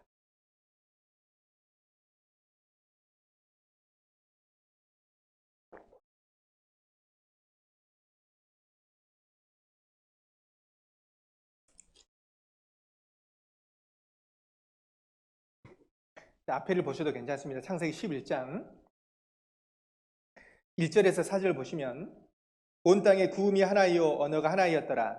이에 그들이 동방으로 옮기다가 시날 평지를 만나 거기 거하고 서로 말하되 자 벽돌을 만들어 견고히 굽자 하고 이에 벽돌로 돌을 대신하며 역청으로 진흙을 대신하고 또 말하되 자 성과 대를 쌓아 대 꼭대기를 하늘에 닿게 하여 우리 이름을 내고 온 지면에 흩어짐을 면하자 하였더니. 자, 이게 화면을 보시죠. 자, 온 땅에 구음이 하나, 즉 언어가 하나였다라는 겁니다. 언어가 하나였어요. 하나라고 분명히 말씀하셨죠. 근데 그들이 동방으로 옮기다가 이 시날 평지, 지금의 이라크 지역입니다. 이 시날 평지를 가서 거기서 서로 말하되 무엇이라고 말했냐면 벽돌을 만들어가고 견고히 굽자. 그리고 나서 이 벽돌로 돌을 대신해서 역청으로 진흙을 대신해가지고 성과 대를 쌓다. 이 성이 바로 시티입니다. 도시, 대, 타워입니다. 탑을 쌓기 시작한 거예요. 그리고 대 꼭대기를 어디에 닿게 하는 겁니까? 하늘입니다. 하늘에 닿게 하여. 그 다음 말이 참 의미심장한 말입니다. 누구 이름을 냅니까? 우리 이름을 내고. 근데 하나님을 아는 사람이라면 어떻게 이해하게 돼요? 하나님의 이름을 높이는 겁니다. 근데 하나님을 빼버렸죠? 그 모든 사상에 하나님이 없다라는 그 시대가 바벨탑 사건이 있었던 시대입니다. 우리 이름을 내고 인간 중심입니다. 그리고 그 결과, 그러한 사상은 이러한 결과를 냈습니다. 온 지면에 흩어짐을 면하자. 하나님은 번성하고 땅을 정복하고 온 땅에 충만하라고 말씀했는데 우리 흩어지지 말고 우리 사람 중심으로 모이자. 그 중심에 이 니무롯이라는 사람이 있었던 거예요. 하나님보다 자기 자신을 높이는 겁니다. 탁월한 리더십이 있었겠죠. 사람을 끄는 힘이 있었죠. 근데 그 지혜가 하나님을 대적하는 힘으로 나타난 겁니다. 그래서 하나님께서요, 가만 놔두실 리가 없습니다. 하나님을 향해서 교만한 마음을 품었잖아요. 어떻게 했을까요? 그걸 흩어버렸어요. 여기 보면 창세기 11장 5절에서 7절 보면 여호와께서 인생들에 쌓는 성과 대, 이 도시와 탑을 쌓는 걸 보셨습니다. 그리고 하늘에서 내려오셨어요. 그리고 여호와께서 가라사대 이 무리가 한 족속이요 언어도 하나이므로, 언어가 하나이기 때문에 이 역사를 시작한 겁니다. 그래서 이후로는 그 경영하는 일을 금지할 수 없으리로다. 하나님께서 어떻게 금지시켰냐면 자, 우리가 내려가서 거기서 그들의 언어를 혼잡케 하여 그들로 서로 알아듣지 못하게 하자. 무엇을 혼잡케 했습니까? 언어를 혼잡케 한 거예요. 자, 언어가 하나이기 때문에 탑을 쌓을 수 있죠. 탑을 못 쌓게 할 수 있는 방법. 하나님은 지혜로우시잖아요. 아, 언어 흩으면 되겠다. 그래서 언어가 하나이므로 언어를 혼잡하게 하면 됐던 겁니다. 그래서 여기 보면 하나님께서 여호와께서 거기서 그들을 온 지면에 흩으셨습니다. 언어를 혼잡해 가지고 대화가 안 되는 거예요. 그들이 성 쌓기를 그쳤더라. 그러므로 그 이름을 바벨이라 하니 이는 여호와께서 거기서 온 땅의 언어를 혼잡케 하셨습니다. 바벨이란 뜻이 혼잡케 했다는 뜻입니다. 여호와께서 거기서 그들을 온 지면에 흩으셨더라. 사람들을 흩어버렸는데 그 수단이 무엇이었다고요? 말을 여러 개로 나눠보는 거, 언어를 홈잡게 만들었어요. 그러니까 대화가 안 돼요. 여러분, 대화가 안 되고 소통이 되는 사람과 함께 살 수 있어요, 없어요? 헤어져야 되는 겁니다. 그래서 이제 종족이 그때부터 나눠지게 됐던 겁니다. 인류가 흩어지게 됐어요. 이 바벨탑이 사실이라는 겁니다. 그 역사적인 증거가 있습니다. 여기 보면 이 바벨탑 보면요, 함, 셈, 야벳입니다. 이 바벨탑 시날 평지에서 만나가지고 탑을 쌓으니까 하나님께서 언어를 험잡게 흩어버렸어요. 그래서 함계, 셈계, 야벳계로 이렇게 흩어지게 된 겁니다. 함계는 아프리카이죠, 아라비아. 그리고 셈계는 동양입니다, 아수르 족속. 야벳계는 소아시아, 유럽으로 흩어지게 된 거예요. 그래서 언어가 통하고 환경이 바뀌는 순간 이제 사람이 흑인이 나타나고 백인이 나타나고 그 다음에 황인종이 있게 되는 거죠. 환경에 따라서 피부색이 바뀌게 되는 겁니다. 세계사에 보면 나와요. 기원전 2000년경에 같은 셈족 아무린이 바벨론으로 도읍을 정했고, 그리고 바벨로니아 왕국을 했습니다. 그리고 여기 이제 햄족에 속하는 고대 이집트 함족입니다. 이 세계사 책에 나오거든요. 근데 우리 셈족이다. 셈, 함, 야벳 족속입니다. 이렇게 나누었어요. 그가 세 아들을 낳으니 셈과 함과 야벳, 바로 노아의 세 아들입니다. 우리는 셈족에 속합니다. 그러니까요, 한 피예요. 인류의 모든 족속을 한 혈통으로 만드사 온 땅에 거하시고 저희의 연대를 정하시며 거주의 경계를 한해 놓으셨거든요. 근데 그걸 꿰버린 겁니다. 그래서 사람은 아버지의 정자가 자식의 성을 결정하는데 인류는 한 여자로부터 왔다라는 겁니다. 미토콘드리아 유전인자 모녀간에만 내리고 하와에 의해서 아담과 하와를 통해서 나타난 겁니다. 우리 사람은. 그래서 피부 색깔도요, 피부가 하얗고 노랗고 까만 이유는 무엇이냐? 어떤 사람은 성경을 좀 배워가지고 하나님이 사람 만들 때 너무 태웠어요. 흑인. 덜 익었어요. 백인. 가장 적당한 아시아인들. 그럴싸해 보이잖아요. 그런데 피부가 하얗고 노랗고 까만 이유는 멜라닌 색소입니다. 사람의 피부색은 표피층에 있는 멜라닌 색소의 양, 혈관에 들어가 있는 헤모글로빈, 조직내에 있는 카로틴이라는 비타민 전구 물질의 양에 의해서 결정이 된 겁니다. 그런데 가장 결정적인 게 바로 멜라닌 색소의 양입니다. 그래서 어떤 인종이든 피부의 단위 면적당 분포되어 있는 멜라닌 색소의 수는 동일한 것으로 알려졌습니다. 그래서 이제 정말 더운 곳에 사는 곳은요, 흑인들은 얼굴이 까맣게 되잖아요. 더 많습니다.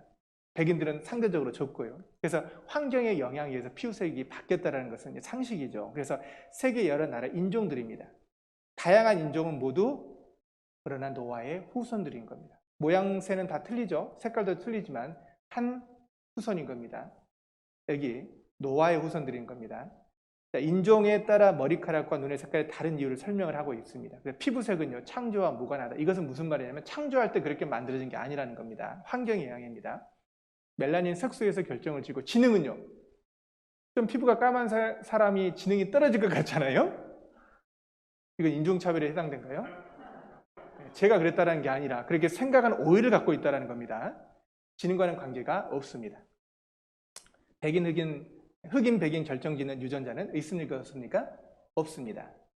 살고 있는 환경이 좌우를 하는 겁니다. 그리고 여기 언어입니다. 인류 언어의 뿌리는 하나다라는 겁니다. 하나입니다. 인류 언어 뿌리는 하나라는 것을요, 언어학자, 인류학자들이 밝힌 겁니다. 우리말과 영어의 뿌리가 같습니다. 바벨탑이 어디에 있는가? 바벨탑도 찾았죠. 바벨탑은 이라크 알리 부근에 있다. 시날 평지가 이라크에 있거든요.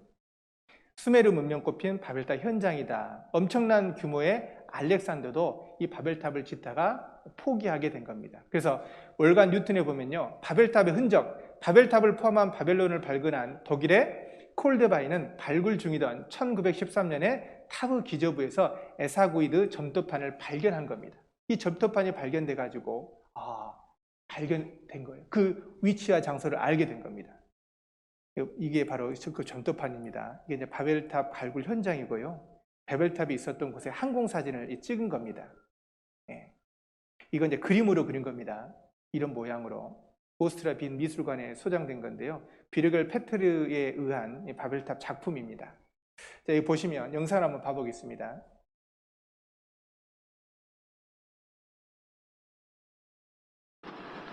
바그다드 남쪽 300km. 아브라함의 출생지로 잘 알려진 우르에 거대한 지구라트가 남아 있습니다. 고대 수메르인들이 신을 숭배하기 위해 건설했던 탑이죠. 우르의 지구라트는 고대 메소포타미아 지구라트 중 현존하는 가장 오래된 것입니다. 정확한 시기는 알 수 없으나 기원전 3000년경 지금으로부터 5000년 전에 지어진 것이 확실합니다. 하지만 콜데바이 역시 흔적도 없이 사라져버린 바벨탑만큼은 찾을 수는 없었습니다. 그러던 어느 날 그는 전혀 뜻밖의 광경을 보게 되죠. 주민들이 땅속에서 끊임없이 벽돌을 채취해가는 것을 목격한 것입니다. 콜데바이는 이곳이 바벨탑의 자리일 거라 직감했습니다. 18세기까지 여행자들은 메소포타미아 지방에서 볼 수 있는 이 벽돌탑들을 성서 속의 바벨탑이라고 생각했습니다. 성경 창세기에 바벨탑 건설에 관한 중요한 단서가 있습니다. 자, 벽돌을 단단히 구워내자. 사람들은 돌 대신 벽돌을 쓰고 흙 대신에 역청을 썼다. 진흙이나 찰흙은 메소포타미아에서 매우 흔하게 찾아볼 수 있는 건축 재료입니다. 이 지역에서는 나무나 돌 같은 것들은 찾아보기 힘들었습니다. 그래서 고대 메소포타미아 지역에서는 진흙으로 구운 벽돌로 온갖 것들을 지은 것입니다. 검고 끈적끈적한 이것이 바로 역청이라 불리는 천연 아스팔트입니다.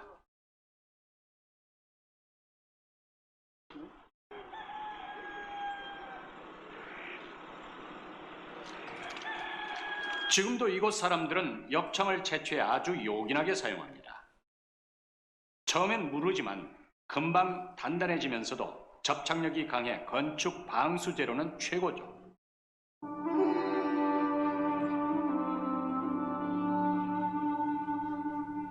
역청을 이용한 방수 처리의 역사는 사실 5000년이 넘습니다. 기원전 3000년 전에 건설됐다는 우르 지구라트의 하단에 지금도 역청의 흔적이 선명하게 남아 있습니다. 뿐만 아니라 역청은 벽돌 사이에 들어가 모르타르를 대신하기도 했으며 건축 밑면에 칠해져 방수용 아스팔트가 되기도 했습니다.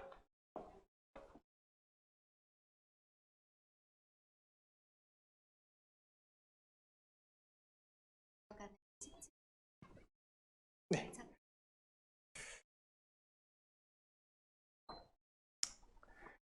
실제 바벨탑 자리가 발견이 됐고요. 언어학적으로 보게 되면요, 참 놀라운 건 뭐냐면 아까 우리말과 영어의 뿌리가 같다 그랬죠. 자, 인도에서 드라비다어족이 쓰고 있는 그 언어, 그리고 멕시코에서 쓰는 그 언어, 전 세계적으로 쓰는 언어 중에 한국말과 공통된 게 있습니다. 이 직접적으로 이렇게까지 똑같을 수가 있을까 놀랄 만한 영상이 있는데 한번 보겠습니다. 이 멕시코 중에요, 우리 한국어하고 의미까지 똑같은 말이 있습니다. 이거 좀 살펴볼게요. 멕시코 언어입니다. 그런데 우리말과 멕시코 원주민의 말이 어떻게 비슷할 수 있는 것인가?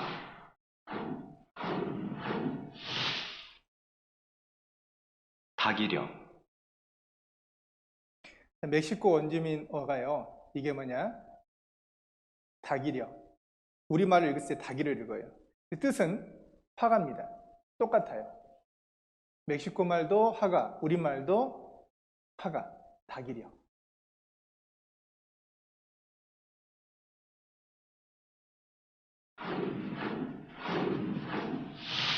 다마티니.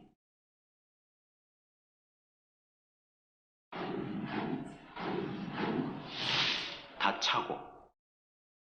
공놀이요. 다 좋다. 자, 멕시코 원주민 다 좋다. 우리말로 읽었는데 다 좋다를 읽었는데 뜻이요? 다 좋다.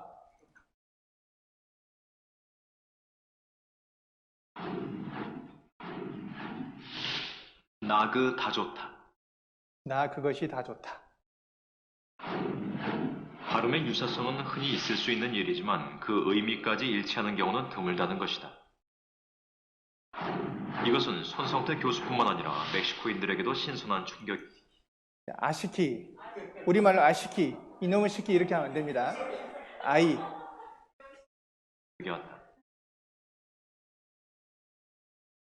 이게 우연히 일치치고는요, 너무나 발음이나 뜻까지 구체적으로 이렇게 맞출 수가 없다니까요. 너무 똑같습니다. 그리고요, 이것뿐만 아니라 인도에서 쓰는, 남인도에서 사용하는 드라비드족이 쓰는 드라비다어 이 보면요, 이것도 정말 놀랍습니다. 똑같아요. 보겠습니다. 사원을 찾은 남인도 가족의 대화에서 흘러나온 낯익은 소리. அப்பா அம்மாக்கா நீயா நாக்கா அப்படி பண்ணக்கூடாது அவன் எடுக்கலையா what do you call father அப்பா அப்பா அப்பா அப்பா and what do you call mother அம்மா அம்மா அம்மா அம்மா அம்மா அப்பா அம்மா நான் who are you அப்பா அம்மா நான் I in Tamil you know what is in Tamil நீ come what is in Tamil வா see what is in Tamil சா country 나라 what is in Tamil நாடு நா நீ வா பாரு நாடு 아빠 엄마 명사는 물론 동사도 우리말과 비슷하다.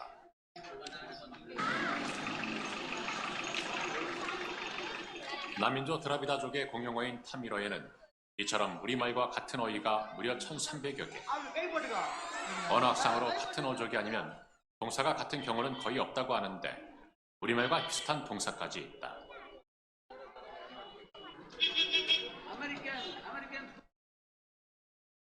한두 개가 아니잖아요. 2000개가 가까운 게 일치한다고 합니다.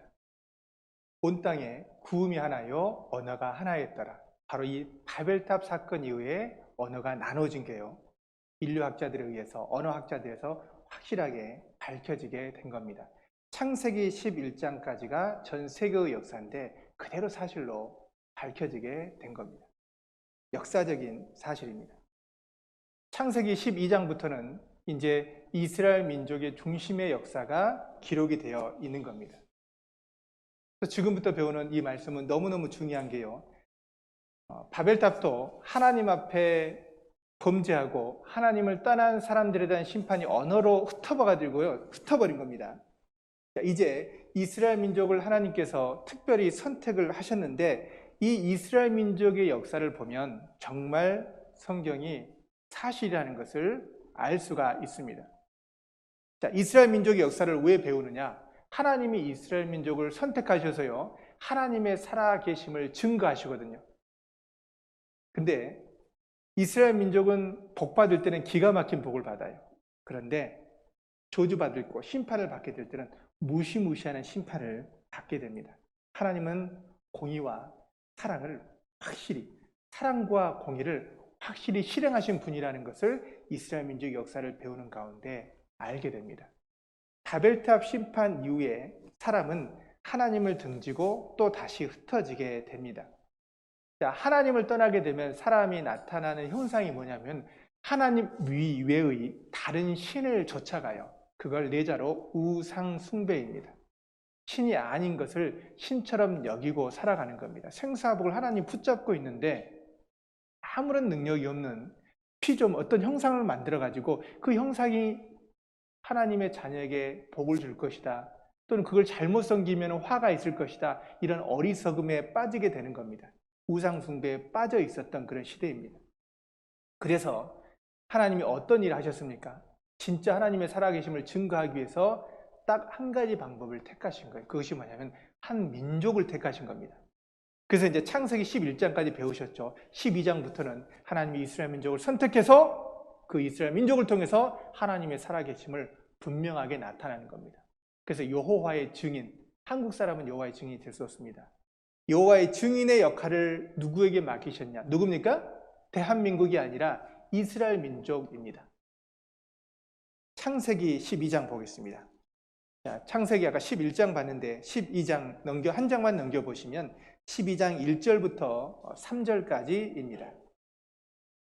창세기 12장 1절부터 3절까지입니다. 제가 읽겠습니다.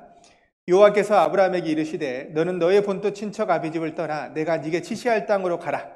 내가 너로 큰 민족을 이루고 내게 복을 주어 내 이름을 창대케 하리니 너는 복의 근원이 될지라.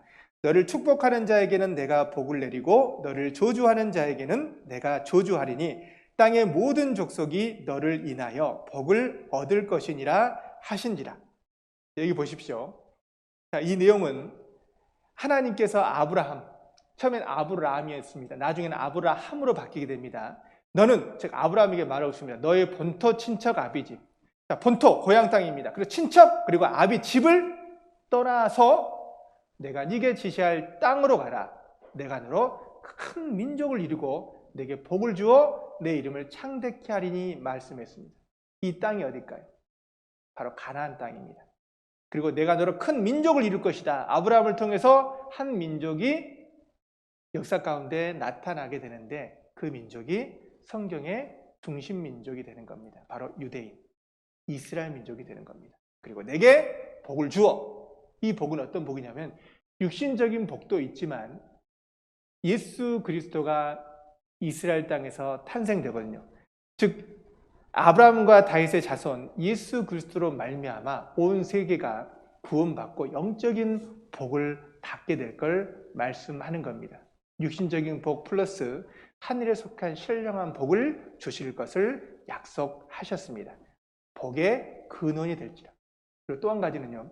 너를 축복하는 자에게는 내가 복을 내릴 것이다. 너를 저주하는 자에게는 내가 저주할 것이다. 자, 이스라엘 민족은 하나님의 백성입니다. 내 자식을 괴롭혀요. 괴롭히는 그 사람은 큰 어려움을 겪게 될 겁니다. 가장 사랑하는 자식을 괴롭혔기 때문에. 너를 축복하는 자에게 복을 내리고 너를 저주하는 자에게 내가 저주할 것이다. 그리고 땅의 모든 족속이 너를 인하여 복을 얻을 것이니라. 이스라엘 민족을 이야기하고 있습니다. 하나님께서 왜 그 많은 사람 중에 그 많은 민족 중에 하필 이스라엘 민족을 선택을 했었을까? 우리 한국을 선택했을 수도 있고 러시아나 미국 같은 큰 민족을 선택할 수 있었겠잖아요. 근데 왜 하필 이스라엘 민족인가라는 겁니다. 답은 여기가 있어요. 지금부터 3500년경에 기록된 신명기 7장에 보면 그 이유가 정확하게 기록됩니다. 너는 여호와 네 하나님의 성민, 이 성민이라는 건 성스러운 민족입니다. 네 하나님 여호와께서 지상 만민 중에서 너를 자기 기업의 백성으로 택하셨나니 여호와께서 너희를 기뻐하시고 너희를 택하심은, 자, 택하신 조건입니다. 너희가 다른 민족보다 수요가 많은 연고가 아니다. 너희는 모든 민족 중에 가장 적으니라. 커서 선택한 것이 아니라 작기 때문에 선택했어요. 왜 큰 민족 선택 안 하고 작은 민족 선택했습니까? 만약에 강한 민족을 선택했다면 하나님의 능력이 안 나타납니다. 약의 효능을 알려면 힘이 넘치는 사람이 먹어야 될까요? 곧 죽게 된 사람이 먹어야 될까요? 힘이 넘치는 사람 먹으면 약 때문에 넘치는 것인지 원래 넘쳐서 그런 것인지 구분이 안 되겠죠. 죽게 된 사람에게 만약에 약을 줬는데 나았다. 이 약의 효능이 돼서 특별될 겁니다. 보통 약이 아니라는 겁니다. 큰 민족 선택하면 원래 강한 민족이기 때문에 이렇게 생각할 수 있죠. 그래서 아주 작고 연약한 민족을 세워서 크신 하나님의 능력을 나타내고자 했던 겁니다. 그리고요, 이 이스라엘 민족의 위치를 보게 되면 보십시오. 이스라엘 민족의 위치가 세상 중앙입니다. 에스겔 38장 12절에 보면 세상 중앙에 가는 백성입니다. 그러니까 지도상으로 보더라도요, 이스라엘 민족은 세계 역사의 중심이기도 하고 지리적인 위치도 중앙인 거예요. 하나님을 나타나기 딱 적당하죠. 우리나라 지도를 보게 되면 대한민국 중앙에 있어요. 아, 대한민국. 우리나라 식으로 만든 겁니다. 근데 우리는요, 극동아시아죠. 우리는 아시아 계통입니다. 동쪽이 맞아요. 서쪽은 미국입니다. 그래서 서양이잖아요. 그리고 이스라엘은요. 이스라엘은 성경의 세상 중앙에 거하는 겁니다. 이게 맞는 지도예요. 그래서 여기 보면 아프리카 위에 여기가 중동이잖아요. 중앙입니다. 중앙. 여기가 한국입니다. 대한민국. 지리적으로도 세상 중앙이 바로 이스라엘 민족입니다. 그래서 이스라엘 민족을 선택한 거예요. 그래서 이스라엘 민족을 뭐라고 표현합니까? 보세요. 자, 이스라엘 민족을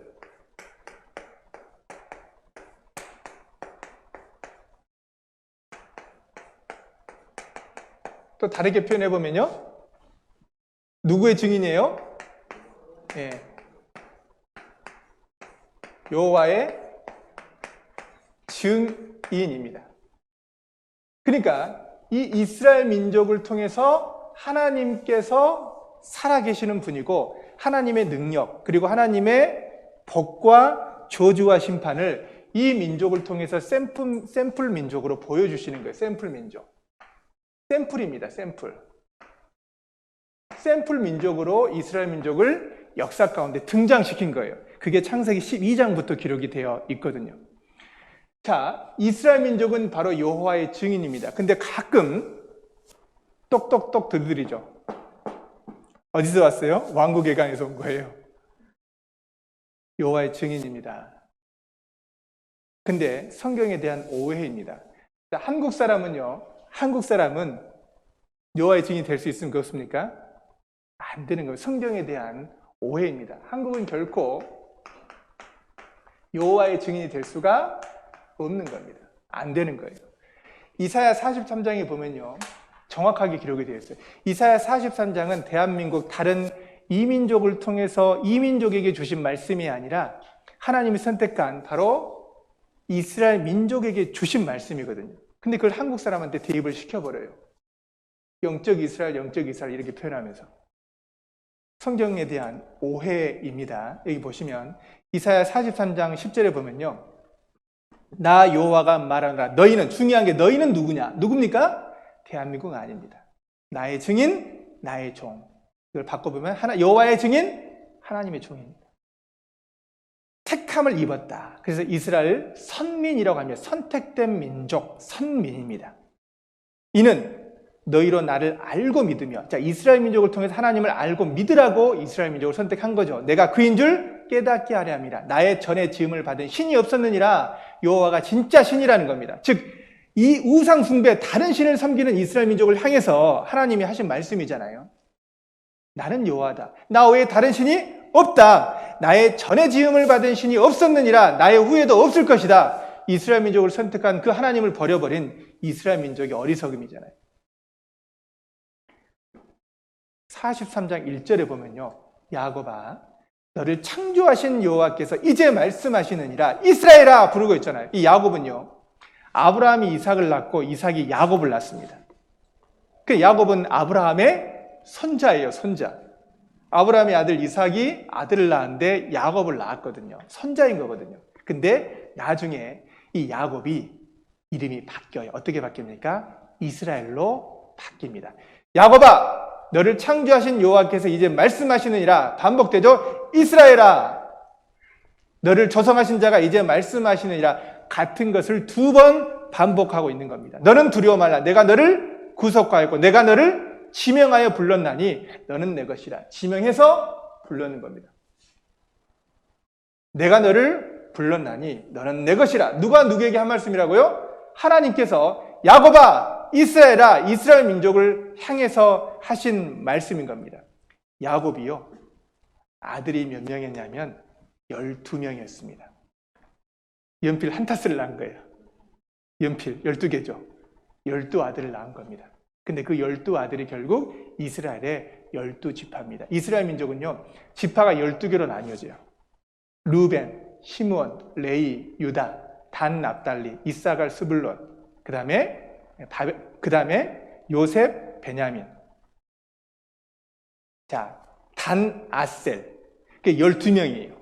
이 12명이 이스라엘 12지파가 됐던 겁니다. 그래서 이스라엘 민족을 지명해서 불렀습니다. 특별한 하나님의 백성, 하나님의 소유로 삼은 거예요. 너는 내 것이라.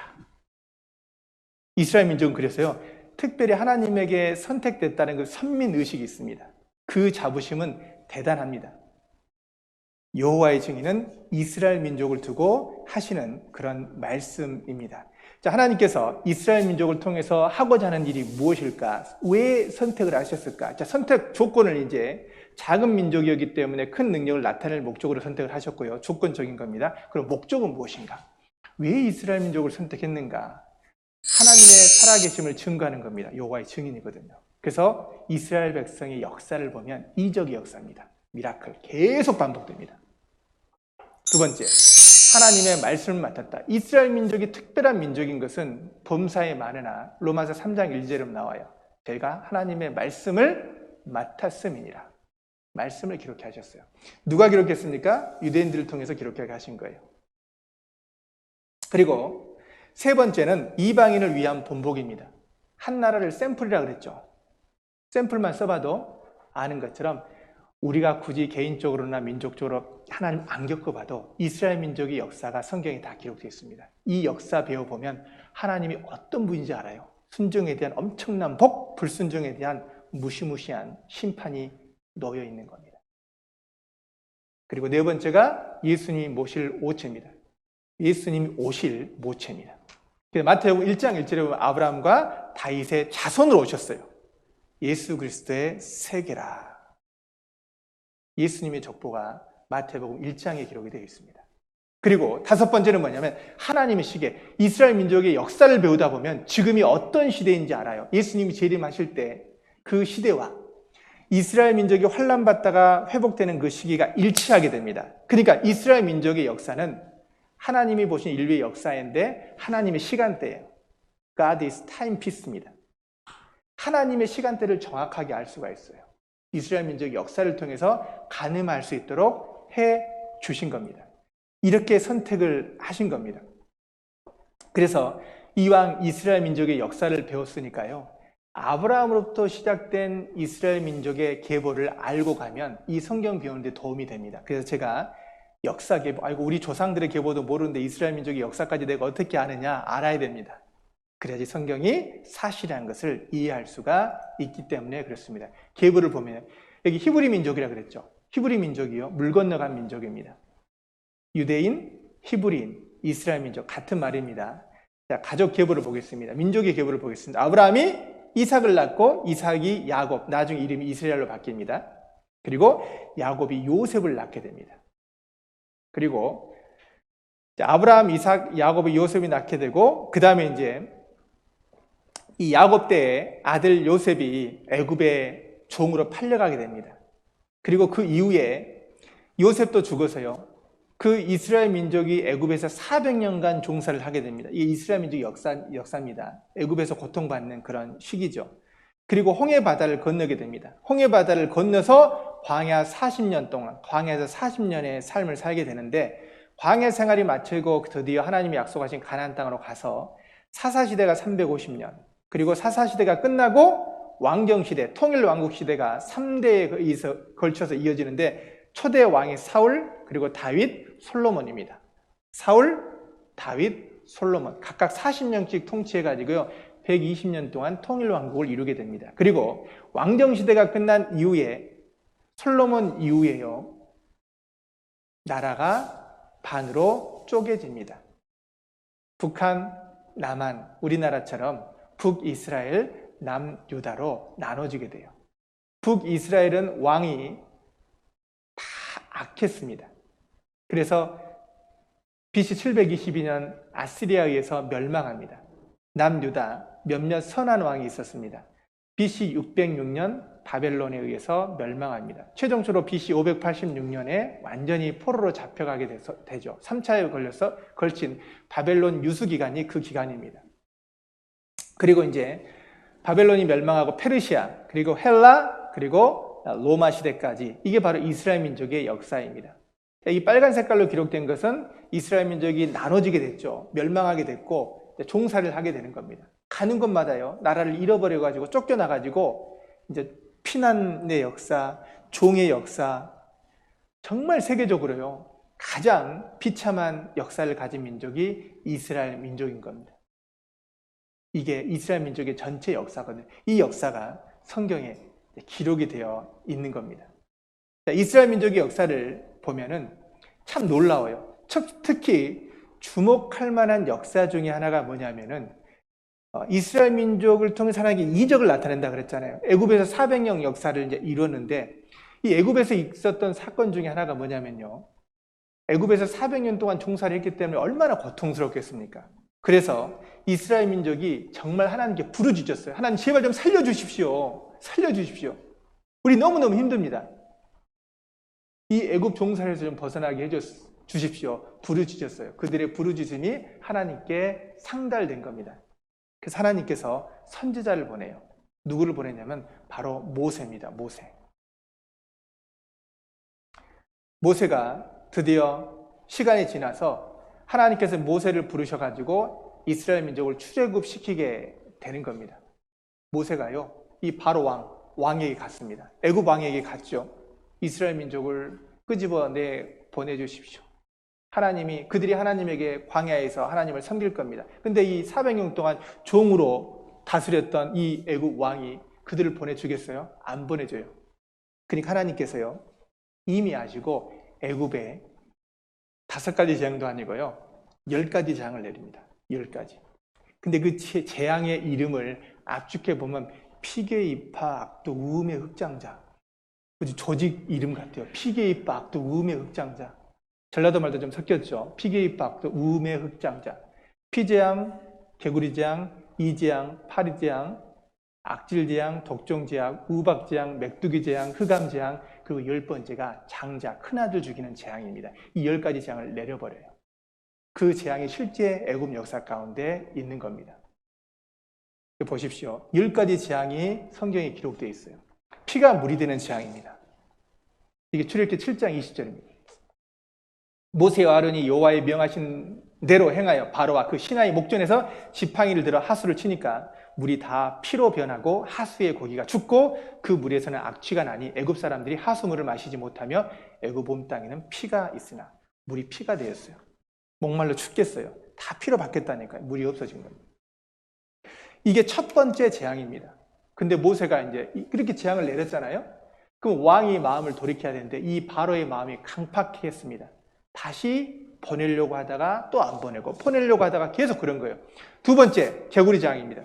네가 만일 보내기를 거절하면, 거절했던 거예요. 내가 개구리로 너의 온 지경을 칠지라. 개구리가요, 애굽 온 지경, 침실, 그리고 침상 위, 신하의 집 백성, 그리고 화덕, 막 음식 위에까지 막요. 떡반죽 그릇, 개구리가 내게와 내 백성의 모든 신하에게 오르내려 하는 겁니다.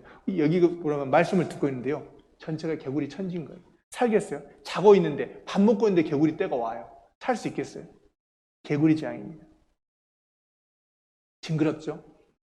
어렸을 때 개구리 먹는 분들 좀 덜 징그러울 수 있겠지만요. 징그럽습니다. 여기 세 번째, 이 재앙. 이 아세요? 요즘은 이 잘 모르실 것 같은데, 어렸을 때는 했던 일이 뭔지 알아요? 고개 숙이고 계속 비전을 했습니다. 계속 이렇게. 과연 얼마나 두두둑 떨어질까? 이게 관심사거든요. 턱 죽이는 이 맛도 괜찮아요. 그 소리가 지금도 들릴 뻔하네요. 색깔이라 그래가지고 흰색 있거든요. 여기. 그리고 이미 성장한 것은 이미 바닥으로 떨어지고 기어다니거든요. 근데 이걸 딱 긁어서 내리는 순간 밑에 떨어질 때 그 기대감이 있습니다. 네, 옛날에 추억이 되었고요. 지금은 안 그렇습니다. 네. 자, 이 재앙입니다. 얼마나 괴롭겠어요. 이가 온통 그냥 아론이 지팡이를 잡고 손을 들어 땅에 티끌을 치니까 티끌. 애굽 온 땅의 티끌이요. 다 이가 되어버렸어요. 여러분, 티끌이 얼마나 많습니까? 셀 수가 없잖아요. 그러니까 이의 양이 얼마나 셀 수가 없을 엄청난 양이었을 겁니다. 막. 그러니까 사람, 그 다음에 생축. 그러니까 너무너무 고통스러웠던 거예요.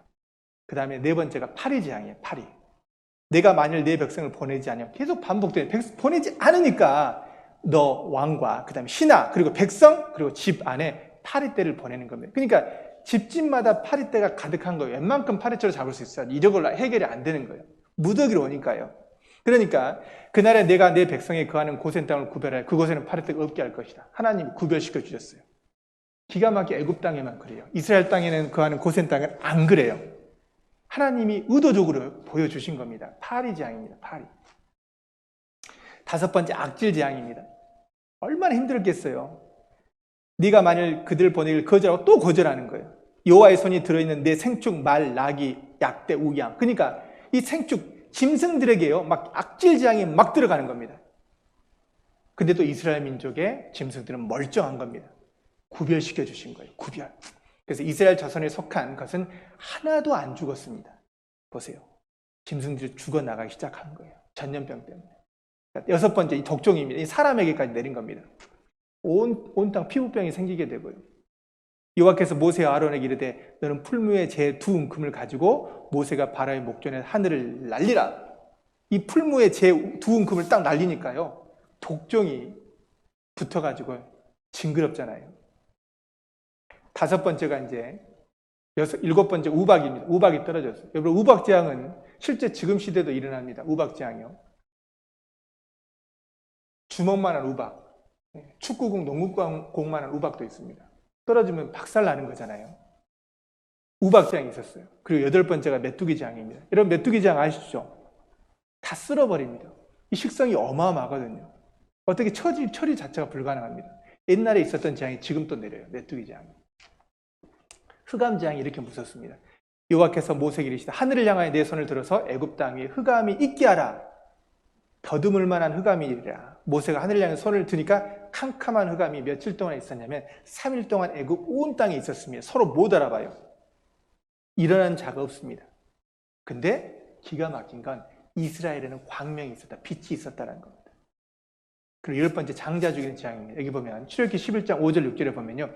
애굽 가운데 처음 난 것은 위에 앉은 바로의 장자로부터 맷돌 뒤에 있는 여종의 장자까지와 모든 생축에 처음 난 것이 죽을지라.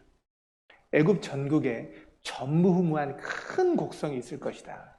장자는요, 큰아들인 거예요. 첫 아들, 짐승의 첫 새끼를 죽이는 거예요. 이 바로 왕의 아들까지 죽게 된 거예요. 그러니까 바로가 결국 10가지 재앙을 내리고 나서야, 아들이 죽고 나서야 그때 뭐예요? 두 손 들었습니다. 두 발 다 들었어요. 가라, 가라. 그 강팍한 마음을 하나님께서 치신 거예요. 빨리 보냈으면 괜찮을 텐데. 끝까지 하나님 말씀 안 들으면 이런 겁니다. 그 고집 때문에 죽거든요. 재앙이 점점 커집니다. 10가지 재앙이 실제 있었던 겁니다. 근데 놀라운 건요, 이 10가지 재앙은 사실은 애굽에서 섬기던 신들이었어요. 그들이 신인 줄 알고 섬겼는데 사실 그들이 믿고 섬기는 신이 그 애국을 멸망케 하는 겁니다. 진짜 신은 누굽니까? 복을 줄 수 있고 화를 내시는 분이 하나님이라는 것을 이 애굽에 내린 10가지 재앙 속에서 딱 보여주는 겁니다. 이 피재앙, 나일강의 신 크눔과 하필 죽음에 대한 경고입니다. 마지막 장자 죽는 것은요, 이 다산의 신 오시리스와 생명의 신 이시스에 대한 징벌입니다. 산과 죽음의 길이 오직 누구에게 있습니까? 하나님께 달려있음을 보여주는 겁니다. 이 출애굽기 12장 29절 30절 나오거든요. 그들이 믿는 것 때문에 그들이 죽어요.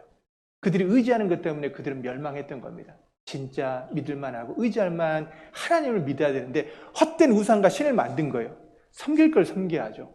더러운 벌레나 이런 걸 섬겨요. 짐승을 섬기는 겁니다. 얼마나 어리석습니까? 우리 인간의 모습이 바로 이러한 겁니다. 10가지 재앙 때문에 결국은 이스라엘 민족이 탈애굽, 출애굽을 하게 됩니다. 그때 유명한 게요, 모세의 기적, 홍해가 갈라지는 기적이 성경 출애굽기 14장에 기록이 되어 있습니다. 영화 10개를 보면 그 10개는요, 바로 이 성경에 있는 내용을 그대로 한 겁니다. 봐보시겠습니다. 10개 보시면요,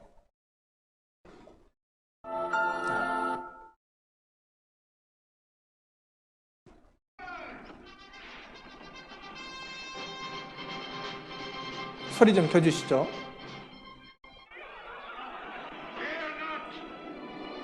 Stand still and see the salvation of the Lord.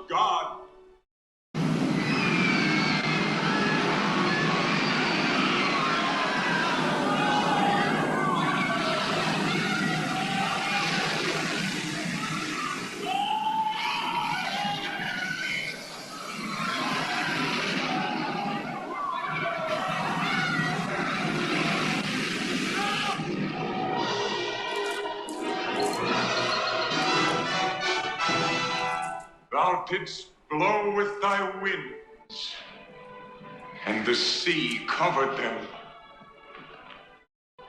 Who is like unto thee, O Lord? From everlasting to everlasting, thou art God.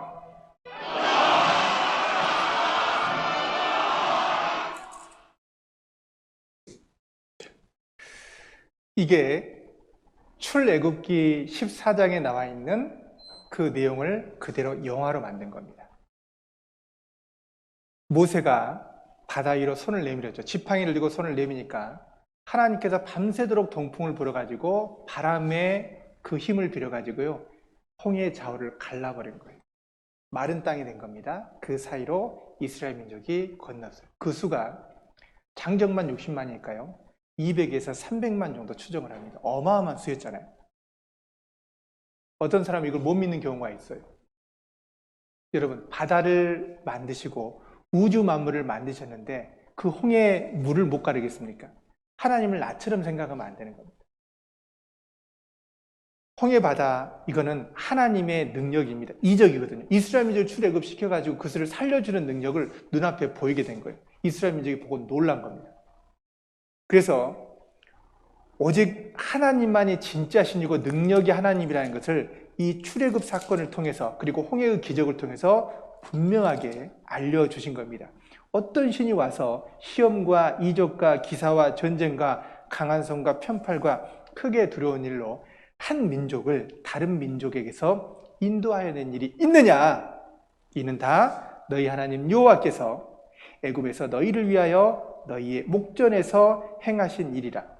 이것을 내게 나타내심은 왜 나타내셨을까요? 왜 이런 기적을 보이셨습니까? 여호와는 하나님이시오. 그 외에는 다른 신이 없음을 내게 알게 하려 하심이니라. 하나님만이 진짜 신 여호와 하나님이라는 것을 알게 하기 위해서 이스라엘 목전에서 바다를 가르신 겁니다. 기적입니다. 출애굽 사건은요, 실제적으로 있는 사건이잖아요. 그 증거가 많습니다. 홍해에 빠져 죽은 애굽 군사들이 있었겠잖아요. 그리고 그 홍해 바다를 빠져나와서 광야 생활을 한 이스라엘 민족의 역사가 그 흔적이 남아있겠잖아요. 그런 고고학적인 증거들이 그대로 남아있는 겁니다. 여기 보면 출애굽했다는 그 증거가 있습니다. 그 많은 돌더미 누가 쌓았는가? 누가 쌓았을까요? 자, 피라미드, 스핑크스. 피라미드 표면이 원래 매끈매끈한 화강입니다. 돌 하나가 2.5톤. 그게 고대 문명의 기적입니다. 이집트 피라미드 스핑크스. 이스라엘 민족이 노예 생활할 때 지은 겁니다. 여기 애굽에서 혹사당하고 있는 이스라엘 백성들인데 테베 근처에서 발견된 레크밀의 분묘법화 일부분입니다. 여기 보면 이 이제 화면을 보면요, 여기가 비하이롯입니다. 이 믹돌. 여기서 더 크로싱, 즉 홍해를 갈랐던 그 루트입니다. 이 비하이롯 맞은편이 바알스본인데 이 아라비아인데 이쪽에서 이렇게 건너간 모양입니다. 그래서 여기 보면 이 건너간 그 길 경로가 이제 발견된 걸 말하는 거고요. 출애굽 경로를 이렇게 나타내고 있습니다. 이렇게 여기가 시내산이 있고요. 엘림으로 가게 된 겁니다. 여기 보면 이제 이 내용을 그림으로 표현한 겁니다. 여기 시내산으로 옮겨가는 과정입니다. 여기 아라비아고요. 여기 이제 아카바만, 이게 스웨즈 운하입니다. 스웨즈만, 여기가 레드시, 홍해입니다. 모세의 기적, 바람이 만들었다. 바람의 힘으로 가능한 겁니다. 자, 이스라엘 민족은요, 왕이 죽으면 미라를 만들게 되는 겁니다. 내장을 다 빼내가지고요, 만들어가지고 어디에다 보관하냐? 박물관에 보관해놔요. 이집트 카이로 박물관에 가면은 이 모습입니다. 그 미라된 왕의 모습을 볼 수가 있는 겁니다. 미라. 근데 여기 보면 이 관이 있는데요, 특별히 모세 추적하다가 죽은 왕이 누구냐? 여기 보면 식구조 메르네프타라는 겁니다. 이 홍해에 빠져 죽은 왕의 미라가 다른 미라에 비해서 특이한 점이 있습니다. 그게 뭐냐면 보통 미라는 흰색이고, 그리고 이 미라는요, 얼굴 모양이 많이 일그러져 있습니다. 그리고 눈썹을 물감으로 그렸고, 그리고 귀가 무엇인가에 뜯어 먹혔습니다. 여러분, 왕의 귀를 뜯어 먹을 사람이 있겠어요? 겁없는 물고기니까 뜯어먹을 수 있는 겁니다. 몸에 소금기가 덮여 있고요. 그래서 이 관계자는 당시 물에 잠겨 많이 상해 있던 왕의 시체를 서둘러 미라로 만든 것 같다고 덧붙였다. 그래서 홍해에서 빠져 죽은 왕의 미라의 특징이었습니다. 보통 왕은 이렇잖아요. 까맣잖아요. 이 왕은 소금기가 있고요. 물에 빠진 익사체로 추정하는 내용입니다. 그리고 이 왕의 비석에 보니까요. 이스라엘은 없어졌고 그의 후손은 더 이상 존재하지 않는다라는 내용이 새겨져 있는 겁니다. 자, 그리고 또 하나 중요한 건 뭐냐면요.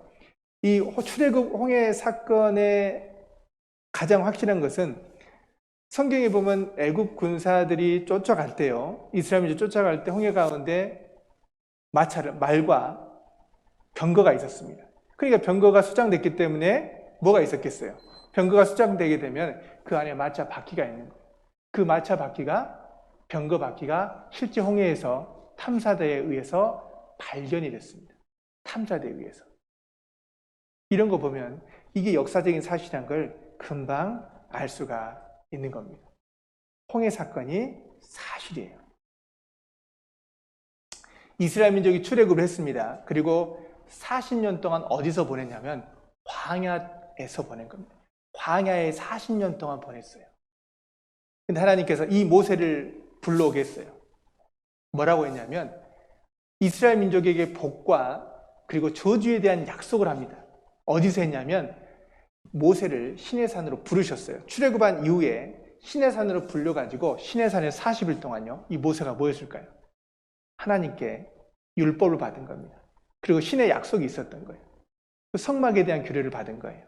그래서 시내산에서 하나님과 어떤 약속을 했냐면 이 신의 약속입니다. 여기 보면 이스라엘과 하나님과의 어떤 약속을 했냐면요. 이 시내산에서 이스라엘과 하나님께 맺은 언약이 무엇이냐면 이 율법을 주셨는데 율법의 핵심은 무엇이냐면 순종하면 무엇을 준다? 복. 불순종하면 저주를 받을 것이다 라는 언약을 합니다. 이스라엘 백성이 박수 쳤어요. 그렇게 하겠습니다. 그리고 우리가 주님을 순종하겠습니다. 분명히 약속했거든요. 근데 이제 약속은 했지만 그들은 어떻게 되느냐? 그게 이제 오늘부터 배우게 될 이스라엘 민족의 역사 내용입니다. 성경에는 이스라엘이 장차 어떻게 될 것인지 미리 써놓았습니다. 예언했잖아요. 순종, 그래서 축복, 가장 뛰어난 민족이 될 것이다. 가장 부유한 나라가 되고 복을 받고 머리가 될 것이다. 그리고 불순종하면 저주를 받고 가장 불쌍한 민족이 될 것이다. 땅은 황무지가 되고 사람이 살 수 없겠죠. 열방이 흩어버립니다. 다른 나라로 쫓겨가게 됩니다. 칼이 따라다닌다. 비참하게 학살과 저주와 죽임을 당하게 됩니다. 이것이 시내산에서 받은 약속이에요. 근데 만약에 성경이 사실이라면 정말 하나님이 살아계셔서 하는 일이라는 겁니다. 그러니까 이스라엘 민족이 복받거나 이스라엘 민족이 환난을 받는다. 이유가 있는 거예요. 하나님 편에서 내리는 겁니다. 그들의 순종과 불순종에 따른 하나님의 결과적인 행하심이 이게 성경의 역사예요. 이적의 역사도 있고 그들을 심판하는 역사도 있고 다시 회복시켜서 그들을 아주 부강하게 하는 역사까지 같이 있는 겁니다. 그걸 오늘과 내일 배우는 겁니다. 이게 신의 역사입니다. 보면 순종하면 이렇게 올라가요. 여러분 롤러코스터 타보셨죠? 올라갈 때 우와 했다가 내려가고 우와 오 이게 롤러코스터예요. 계속. 근데 이런 민족이 없어요. 보통 나라는 역사가 평이하게 가잖아요. 우리나라도 어려운 때가 있었지만 30년, 40년, 약 35년입니다. 특별한 굴곡이는 역사가 많지 않은데 이 이스라엘 민족은 역사는 극과 극을 달려요. 올라갔다 내려갔다 올라갔다 내려갔다 올라갔다. 이게 이스라엘 역사를 그림으로 표현하면 이런 겁니다. 극과 극이에요. 윗 꼭대기는 순종할 때 그리고 아래는 불순종할 때입니다. 하나님과의 관계의 거리와 깊이에 따라서 복을 받기도 하고 벌을 받기도 하고. 보세요. 완전 극과 극이죠. 자, 하나님의 백성 이스라엘에 대한 예언입니다. 너희 하나님 여호와의 명령을 들으면 복이 될 것이다. 이걸 한마디로 줄이면요. 순종하면 뭡니까? 복. 그 신명기 28장 1절에 보면 내가 내 하나님 여호와의 말씀을 삼가 듣고 내가 오늘날 내게 명하는 그 모든 명령을 지켜 행하면 내 하나님 여호와께서 너를 세계 모든 민족 위에 뛰어나게 하실 것이다. 이 3,500년 전에 한 약속입니다. 또 있어요. 내 대적들이 일어나 너를 치려하면 여호와께서 그들을 내 앞에서 피하게 하시리니 그들이 한 길로 너를 치러 들어왔으나 내 앞에서 7길로 도망할 것이다. 한 길로 왔다가요, 하나님이 도와주시니까 7길로 도망가요. 누가 싸워주시는 겁니까? 하나님이 싸워주신다는 겁니다. 전쟁에서도 이기는 겁니다. 그뿐만 아닙니다. 여호와께서 너를 위하여 하늘의 아름다운 보고 보물창고를 열어가지고요, 네 땅에 때를 따라 비를 내려줄 것이다. 그리고 네가 많은 민족에게 꾸어줄지라도 너는 꾸지 않을 것이다. 머리가 되고 꼬리가 되지 않게 하실 것이다. 돈 많은 민족, 그리고 탁월한 지혜, 우두머리가 될 걸 약속하셨습니다. 그래서 BC 1500년 전까지 해서 만약에 순종하면 복을 받게 될 것이다. 예언에서 복. 가는 곳마다 복 받는 겁니다. 이게 3500년 전에 예언한 것입니다. 순종하면 복 받을 것이다. 또 다른 약속이 있어. 이건 뭐냐면, 듣지 아니하면, 즉 불순종하면 무엇이 따라옵니까? 저주입니다. 저주. 가는 곳마다. 곧 여호와께서 원방에서 땅끝에서 한 민족을 독수리의 나름같이 너를 치러 오게 하시리니 이는 내가 그 언어를 말지 못하는 민족이요 그 용모가 흉악한 민족이다. 흉악한 민족에 의해서요, 독수리는 나름같이요, 독수리가 봐보세요. 짐승 잡아먹을 때 얼마나 무섭게 옵니까? 노인을 돌아보지 않습니다. 이게 비참하게 죽임당할 걸 예언하고 있습니다. 노인을 돌아보지 않고 어린 아이를요 긍휼히 여기지 않는 겁니다. 이게 이스라엘 민족이 2600년 동안 있었던 역사입니다. 3500년 전에 기록한 거거든요. 또 어떤 것이 있었냐면, 그들이 정국에서 내 모든 성읍을 에워싸다. 이 예루살렘 성이 에워쌀 걸 예언하고 있고요. 내가 의리하는 바 높고 견고한 성벽이 다 헐며 성벽을 다 헐어버릴 것이다. 내 하나님 여호와께서 내게 주시는 땅의 모든 성읍에서 너를 에워싸리니. 자, 성읍이 에워싸이고 헐리고 그리고 무너질 거에 대한 예언을 이미 3500년 전에 하고 계십니다. 이건 더 심각한 예언인데요. 또 너희 중에 유순하고 연약한 부녀, 곧 유순하고 연약하여 그 발바닥으로 땅을 밟아보지도 아니하던 자라도 그 품의 남편과 그 자녀를 질시하여 그 다리 사이에서 나온 태와 자기의 낳은 어린 자식을 가만히 먹을 것이다. 자기 자식을 먹어요. 여러분, 이런 환난 받는 민족이 있었습니까? 자식을 있을 수 있는 겁니까? 얼마나 그 환난이 깊다라는 걸 알게 되는 겁니다. 얼마나 곤란한 일을 당하게 될 것인가. 여기 보면요, 땅 이 끝에서 저 끝까지 만민중이 흩어버릴 것이다. 그리고 열국에 가서 내가 평안함을 얻지 못하며 내 발바닥을 쉴 곳도 얻지 못할 것이다. 그리고 내 생명이 의심나는 곳에 달린 것 같아서 주야로 두려워하고 내 생명을 확신할 수 없을 것이다. 그리고요, 아하, 저녁이 되었으면 좋겠다. 그리고 저녁에는 이르기를, 아하, 아침이 되었으면 좋겠다. 죽지 못해서 사는 거예요. 아침에 뜨면 어떻게 오늘 살아갈까? 죽는 것보다 힘들어요. 저녁이 되면 너무 고통스러워. 배고파서 힘들고 몸은 아프지. 빨리 아침이 됐으면 좋겠다. 잠자는 동안에 쉴 수 있고 생각에서 벗어날 수 있고 고통을 면할 수 있으니까 잠자는 동안에는. 그러니까 이 고통이 삶과 죽는 것보다 죽음보다 더 고통스러운 나날이 계속된다는 걸 아는 거예요. 얼마나 무서운가. 그래서 근데 내가 오늘날 천지를 불러서 너희에게 증거를 삼노라. 내가 생명과 사망과 복과 저주를 네 앞에 두었은즉 너와 내 자손이 살기 위하여 같이 있습니다. 생명을 택할 길을 주신 거예요. 선택하도록 하신 거예요. 자, 복 받으려면 어떻게 하면 돼요? 생명을 택하면 되는 겁니다.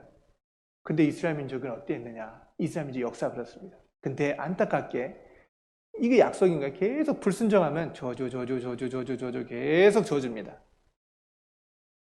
순종과 불순종에 대한 역사가 미리 기록된 민족. 역사는 나중에 역사가들에 의해서 기록되는데 이스라엘 민족은 유일하게 미리 성경의 그 역사가 미리 기록되고 기록된 대로 역사가 진행되는 거예요. 완전히 순서가 바뀌어 있는 겁니다. 이스라엘 민족의 역사책은 따로 없습니다. 성경 자체가 역사책이에요. 가장 뛰어난 민족입니다. 역사가 없어서 그런 게 아닌 거예요. 성경 자체가 100% 사실이기 때문에 그런 겁니다. 여기 보면 그래서 예언이요, 이 성경에 기록된 이 역사, 이스라엘 민족의 역사에 대한 예언이 성경대로 이루어진다면 여러분 어떻게 하시겠습니까? 성경은 사실이고 그리고 하나님의 말씀이라는 걸 인정하시는 겁니다. 인정해야 되는 겁니다. 근데 정말 이 역사대로 그렇게 이루어지게 됐던 겁니다. 자, 이스라엘 민족이에요. 환란의 역사, 그리고 회복의 역사, 그리고 마지막 때 있게 될 징조까지 그것은 내일 배우도록 하겠습니다.